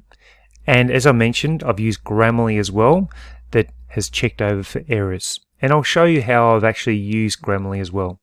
So as an example, so the title, My First Learn to Write Colour Activity Book, and the subtitle I've used is A Workbook for Kids to Practice Pen Control, Line Tracing, Letters, Shapes and More. And in brackets it's Kids Colour Activity Book. Description. Here we go. Give your child the best possible start to school and improve their communication skills with the ultimate writing activity book for ages 3 to 5.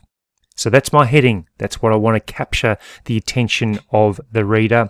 And is that going to solve their problem for their youngest child who's 4 years old and is looking to improve their writing or communication skills?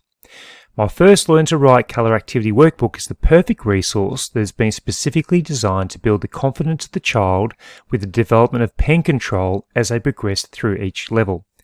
So now I've gone into the different levels that I've got within the book and how it actually highlights some of the key features of the book. So it's got lines and shapes. This section is all about building the confidence and enjoyment of the child through interactive activities, including straight and curved lines and shape information. So level 2, another heading, letter development. This section introduces the child to capital and lowercase letters through the use of colourful pictures. With ample space for the repetition of each letter, the activities provide the child with the foundation to learn each letter and use the correct writing formation. And final heading just here, level 3, word development. In this section, the child can use the skills developed from the previous section to begin to write familiar words by tracing over the provided letters. This will continue to build confidence with the use of commonly known words. So then I do a summary of what the book provides for those who are going to buy it. Full colour pages that provide fun and interactive activities. Activities that build kids' confidence and writing muscles through the use of fine motor skills. Repetition of activities that will help boost reading and writing comprehension. They get a bonus, which is a colour completion certificate. It's in a large 8.5 by 11 inch book, providing ample writing space and gloss cover for improved durability. Now this is where I've got the call of action right down below. Give your child the best start to reading and writing with my first Learn to Write colour activity book today. And you could also have scroll up and click the buy button now. That could be one extra thing you might want to include. So I've tried to include these key tips. I've got the key heading, which is just here. I've got the key product features, which is just down here. I've included headings and dot points down here. And I've got the call to action as well. And I've also used Grammarly. So if I use Grammarly, when I open it up, I click here. And then what I do, it actually starts to, so you can add the app to your Word document. And then you can actually see whether, these are different things that you might want to include. So so this one, add a comma. So you can remove different things as well. And you can go down, you can make sure, so sometimes Grammarly picks up things that should be changed, sometimes it picks up things that shouldn't be changed. So these are the kind of things that Grammarly really helps with, particularly if you've got different words that it suggests, which really improve the formatting of your book. As I said, such an important thing that you need to get this right. So that's an example how I would use my format to create the description for customers when they're going through. So let's have one quick look through Amazon to check other descriptions to see if they're meeting this criteria for some of the better sellers. So let's look at one of these handwriting books. So let's go to this one and let's see if they used a couple of those things. So they've got their main heading, Silly Sentences Handwriting Practice Book for Kids. Then they got the Silly Sentences Workbook for Kids will take kids through the basic strokes to practice their print handwriting with a whole lot of fun thrown in too. This book includes individual letter practicing along with silly sentences to keep them laughing and learning. Handwriting practice will be a breeze when they get to the trivia section filled with decoding, unscrambling and word search activities. Then they've got the different product features and the dot points as well. So they've used that kind of information. Let's go back as well. Let's scroll down a few, see if there's any other ones that are selling well. So if we go to this one just here, 708. So I've used this, I might have used this previously as an example. So we've got a really strong heading and they've used the right formatting. Then they've got their dot points as well. And then they've got the outline of what's included in the book. And then they've got their call to action, buy today to help your child take their first step confidently into the fun world of cursive writing. So they've used the structure that I use for my books as well, and it's a bestseller too. So that's some of the information in regards to helping you create your book descriptions that stand out to customers, and such an important element to get right. And remember, get the grammar and spelling and the structure sentence right as well, so that it reads really well for the customer. And before we finish off the lesson, I wanted to include a part where we actually need to format that book description correctly, so when we upload it to Amazon KDP, it actually shows up really well. I'll give you an example. So if we go to my book, you can see how I've got this nice and bold, then I've got the normal font type. Then if we go here, we've also got these so dot points, product features, and we've got heading in bold here, heading in bold there. So how do we get it so it works like that? Because you can actually do it when you upload your book to Amazon KDP. The new feature allows you to do that, but sometimes it's best to use a generator to help create this for you. So let's go to an example. So I've got this description right here, and what I want to do is actually use that in a proper format. So I'm going to copy that, and I'm going to go to something called Kindlepreneur Book Description Generator, and I'll provide a link in the description below. So all you need to do, once you get there, you need to click on Amazon Book Description, and we're going to paste our information here, and we just go OK. And what we need to do is go up anything we want bigger, so we go there. And what we need to do is to go into H4. That'll give you more of a heading. You can see it changes around. We can also make it bold. Then this bit here, we can highlight down and we can just make that normal, and we can highlight and bold these. So we can go bold, we can go bold with those. You might want to bold those too. So we go through the whole document and format it the way we want. Bold, we can do italics if you want to. Now if this didn't have these here, if this was just purely our lines that we wanted to actually bullet point, we can keep going down here. Then what we need to do is highlight the whole lot, just here, and we can go a numbered list or a bullet list, and that will bullet them for us. Then we might want to bold this as well, so we bold that. So once you finish, you can click here to see if AI can improve it. So you can actually get AI to improve it if you wanted to, but I'm not going to, so I just want to make sure this is H4, which is the heading, font size. And then what we go is generate my code. So you can then copy this code here, and you can paste that in when Amazon asks you to include your book description. You can copy and paste that in there. That's a great way of doing it. Now, if we were to go back here and we're to find out if AI can create this description even better, let's see what it comes up with. And now AI has recreated the description for me, and it'll show you on the left hand side if what you want is going to be more suitable for you. So you can copy all this, paste it, and reformat it. It's interesting whether AI makes it give you a better AI description or a description or not, but the choice is up to you. So I'm going to keep my original one. So what I would do is go back here, and I would go down and I will copy the actual HTML format. You can see that right there, and that would be pasted in to my book description when I'm uploading my book. So that is an opportunity for you to look into that. I will provide this link in the description below, so you can use that if you feel that's going to be best for you. And welcome to this lesson about category selection for KDP Upload. There's a lot to digest about categories, but I want to break it down into some key things for consideration, but then I'm actually going to direct you to an article via a link below that will go into a significant amount of depth regarding category selection.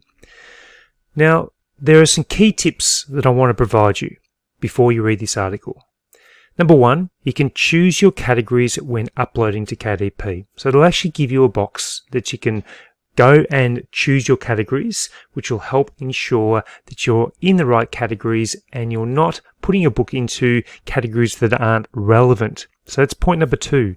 Do not put your books into irrelevant categories to try and game the system, to try and get a bestsellers tag.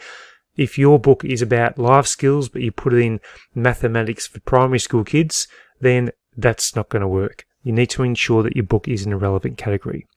And finally, use Publisher Rocket for category selection. Previously, you used to be able to use some other tools to get category selection, but Amazon have recently changed their category selection, so it's not as simple as doing that now. Let me show you how you can choose categories in Publisher Rocket, and I'll also refer you to the article where you can read some more. I'm now on Publisher Rocket, and you've got your different tiles here you can choose from. We're going to go to category search. We wait for the category to open up, and then you can see all the different categories that are offered by Amazon. So if we're looking for our life skills book, we can go to teens and we go check it out. This will then give us all the different books that are in the teen section. So we might go down to, let's have a look. We might go to choosing the right one. I want to pick even personal health. So we can go and click on this one or that one there. We can check out the keywords and also the insights. So this will actually say that the trend is going down per month. So it's maybe not a great one we want to get into. We actually want to get a a trend that's going up. So if we go to social issues, this will actually take us to the category, and you can actually see that this book right here is on teen and young adult self-esteem, being a teen, and parenting teenagers. So you'd write those down as different categories for you to look into. So bestsellers in teen and young adult social issues. So that would be a good one to get into because we know it's relevant. So we go back to Publisher Rocket again. So we'd probably want to go onto that one. Let's have a look at the insights. It's got a little bit of a drop, but overall it's fairly consistent. So what you do is go and check out the relative categories. I'll just go back there again and show you. So we go down to, we'll just get that again, social issues. So we go to insights, and where it said see related categories, click there, and then this will be the one. So you can select this category when you're uploading your book to Amazon KDP. So you can copy that, that's selectable. If there's a duplicate, it means that there's another category that it's a suitable category and selectable, but I would normally go into ones that aren't duplicates. So you can see the duplicates right here and the selectable ones. So that's what you need to do. Copy the thread like this, like that, and then paste it into a document. So therefore, when you do go to upload your book, you're very well aware of the categories that you want to put your book into, and you can choose 3 categories. Now let me take you to the reference document that I think you'll find interesting as well to get more details about this category selection for Amazon KDP. Now I'll leave the link below for you to check this out, but the article is very, very comprehensive, and it will give you all information about how to find the Amazon book categories, the old way, the new way, choosing them wisely. There's talking about the duplicates. We're talking about ghost categories. We're talking about categories that you can be in and how many you can choose. So you can see 3 categories, but Amazon makes no guarantees you'll be placed in those categories. It's a great article. I highly recommend that you have a read of it. So I'll leave that link in the link below. Free article to read. And then if you think that getting Publisher Rockets once you want to, then you can easily purchase it from this page as well.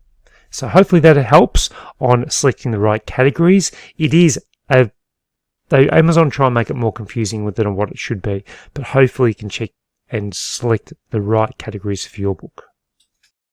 Welcome to the next lesson, and it's a really exciting one because this is when we formally load our book and get it ready for upload to KDP. So when we go to our dashboard, this is what we're going to see. But before I would start the upload process, I'd get everything organized. And what I mean is creating a Word document with all the details. So let me show you what I have prepared. Before I upload any book to KDP, I create a Word document. It has the title, it has a subtitle, has a description, which I then have converted into that HTML code using Kindlepreneur. This just really helps when we're uploading the book, and we can just easily copy this information and put it into the KDP upload process. So let me go through the upload process right now. So as I mentioned, the first thing we need to do is to sign into our KDP dashboard, and we simply click on Paperback. This will then take us through to the dashboard with 3 sections we need to complete, and it is a nice, easy process to follow. Depending on what language your book's in, we're going to be choosing English.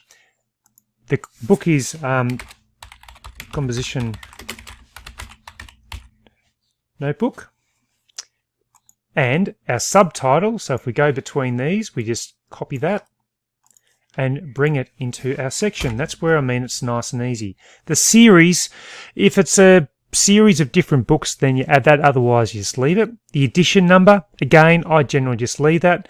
The author name, now you can create whatever author, if you have a certain brand that you want to create, then you can do that. You can put your own name and details on there. You can have a brand name.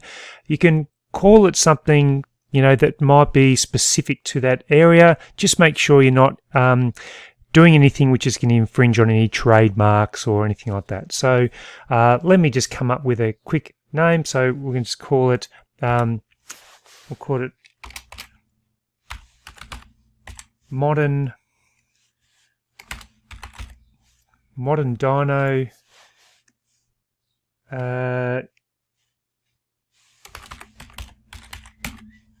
Modern Dino Designs. Let's just call it that. And then we go down further. And remember, I like, once you start creating a brand, then it's good to have consistency. You don't want to have all these different author names. It's better just to have the one main author name. So you could do whatever you like with that section. Contributors, so if you have an illustrator or someone else that was part of the book creation, you'd add their details here. The description, so you can use the formatting that KDP now provide, or you can use the one that you created from Kindlepreneur, which we're going to use in this module. So I add that. Then I go down, do I own the publishing rights? So I own the copyright and hold the necessary publishing rights. Yes. When it says this is a public domain work, it means that there might be something online that you've found, a book or contents that's freely available online. But I would never suggest you do that kind of book. Just make it all your own, and therefore you have all the copyright and necessary publishing rights. The keywords, so I will now add these keywords in. So I'd go through and simply add those keywords that are relevant for my book. And you add the 7. Now you don't have to add 7 keywords. You can add 3 or 4. But given that you've got 7 spaces, you might as well add those keywords in, because every keyword hopefully will help your book rank better on the KDP platform. So I'm not sure, I'm pretty sure doing, here we go, 2 more to go. They don't have to make sense, the keywords. They can be different combinations of words. So I always just like to have a few different sort of variations of it. Does this book contain language inappropriate for children under 18 years? Definitely not. Save and continue. Then we go on to the next step, which is the ISBN. So each book has an identification number, and KDP offer you a free one.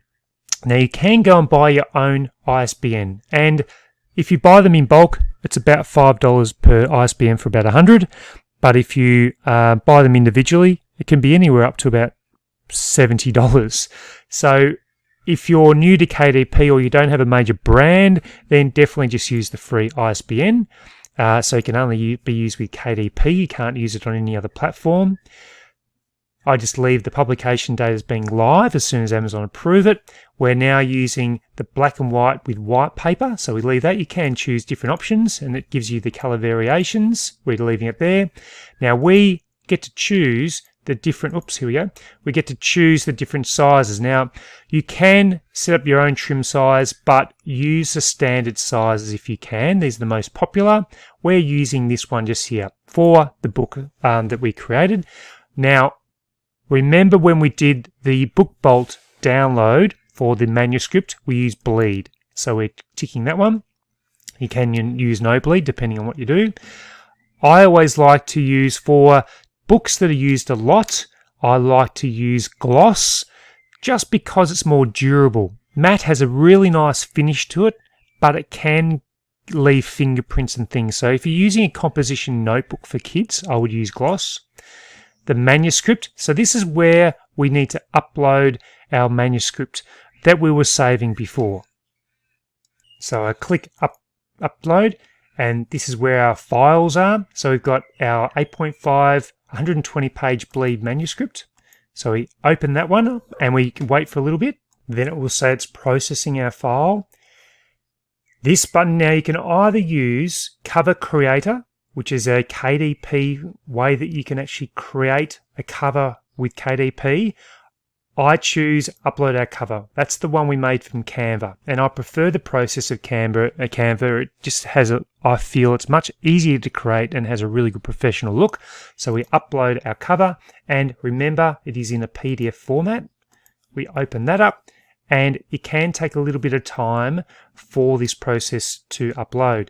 And you'll see in a moment that it saves successful, however, and it says launch previewer, but wait until the file has been processed and you actually can see your cover appear here. If you click launch preview too early, it can take much longer. So just be patient and wait for your cover to appear here, and it will say that it's been successfully loaded just here. So I'll just pause the video until that appears.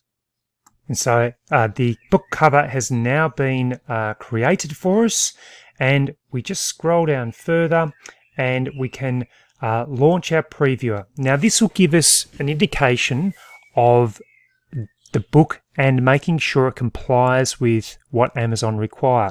Now on the side here, it does a quality check. If you have errors, it will say there are errors here. Now as you can see, there's a red line that runs around. It's very, very close to that yellow border that I mentioned during the setup process, that you need to make sure that you keep your writing inside those lines. So anything like name or these sort of things need to be in there. The illustrations are fine. They can be outside, and that's part of the bleed process, and making sure that that's inside there as well. So I would check for any spelling or things like that. I've got the right size, the right pages, name goes there. Now it's going to be hard for a child to just realise to create their name with a dark color just here. So that's something you could potentially think about, and whether you need to change it or not. It's something that I have just thought about now, and what I would probably do is go back and adjust the color so that we can do it here. So I might very quickly do that so that we've got a color that works better, or I might even have a white space here so kids can write their name. So let me just quickly do that. So because I don't approve it, I'm going to exit and I'm going to go and fix it and then come back. So I've re-uploaded the new cover and it's ready to go. So launch preview again, and I just will need to check to make sure that everything is okay. So it goes through the process of showing me for any faults. So it's done its quality check. The new cover, or the adjusted cover, I just added this section down here so a child could add their name, just a little bit of a background of dinosaurs, and then you go through the manuscript to make sure that everything is okay. And this is just a no content journal, so there's nothing really I need to be worried about as I go through it. And and if you wanted to write at the end, you can always add right at the back page, you can add information about the author. But this is just a quick tutorial about how to do the upload process. So we approve, and then just wait for it to go through to the next section, which is now going to be about the pricing. So we go down. This is the printing cost. So it's going to cost $2.29 for the book to be printed for this size and for the length of the book. So you need to consider that. And as we go to the pricing, it will factor that in. So let's have a look at the next section. So now, do we want to have it go across all states or all territories? Yes, we might as well distribute it globally. We don't want to exclude any, so we've got to give it every opportunity. The primary marketplace, you can choose wherever you want to. Depending on where I'm marketing it mostly, I'll just leave it at .com. Now, this is where it says the minimum price we need to list it for and the maximum. We're certainly not going to be going anywhere near there. So for a book like this, let's just do $6.99. It factors in the printing cost, the rate to the author or the creator of 60%, provides me with a royalty of $1.90. Expanded distribution, you can tick this box if you want your book to be expanded further beyond Amazon to bookstores and things like that. So if you like to, you're welcome to tick that and you'd get a $1.50 royalty. And then this will convert it to the different countries and their conversion rates. So you can change this again. You would get it, so you might want to do that at $5.99 pound. And then the same here, you might want to bring that back to $5.99. Probably is better than $6.01. So I'd go through the process of just doing this. Takes a little bit of just fiddling around. Go through here. Do $5.99. I just leave the Japanese yen. In Canada, so I'd probably go for, it's $2.16. You could probably, I might do $7.99 on that one. And Australia need to allow for what they call GST, and so that's going to be the final price. So we probably want that under $10. So if we go to $8.99, that will bring it to, so we could probably go 9.07 or 9.08, I mean. And that's where it is. Okay, so we're going to sit at $9.99. It's only 70 cents Australian, but that's okay. Australia's not a big market. So once we've set our prices, we then go down and we publish our book. Once we publish, then it goes to Amazon, and expect to hear back from them in a roughly 3 to 7 business days. And then when you get that notification on your email, then it will be approved. So what they do now is they check for details to make sure it meets all of the guidelines, and it can take up to 72 hours, but I've seen it pushed out to 7 days, depending on the time of the year. And then we close and we are all good to go. So that is the upload process for KDP and going through the step-by-step. So what I thought I'd do is provide some fast-track action, so some final steps that you need to do. So in order of preference, what I'd recommend you do as a minimum is to look at purchasing the software that I outlined at the beginning. So that included KDP Spy, Publisher Rocket, and even looking at Canva. They're the 3 key ones that I continue to use. You might want to expand that to other products or software programs like BookBolt, but really KDP Spy, Publisher Rocket, and Canva are the 3 key ones. Next thing, you should conduct your niche research. It really is important that you spend that time to find the right niches, and therefore you can expand your books maybe in one particular niche, become a master in that particular niche, but find those niches that are getting customers that want to purchase those books, and they're popular books. So that's really important. And then finally is to create your Amazon KDP account. Now, one other thing that I'd also recommend, which I go back a couple here, is I'd recommend expanding your global publishing through Ingram Spark. So I know this is a KDP fast track course, but I would recommend that you look at Ingram Spark. What I've done is create several YouTube videos about Ingram Spark recently. So I'll provide a link to those, and you can see the revenue that I'm actually generating from the Ingram Spark account that I have had for about 6 years. So that's a lot of information to absorb. But anyway, let's finish up in a moment. So now you can go ahead and publish your books with KDP. So there's a significant amount of information that's been covered over the last 2 hours. It might require you to go back and to follow a number of those steps.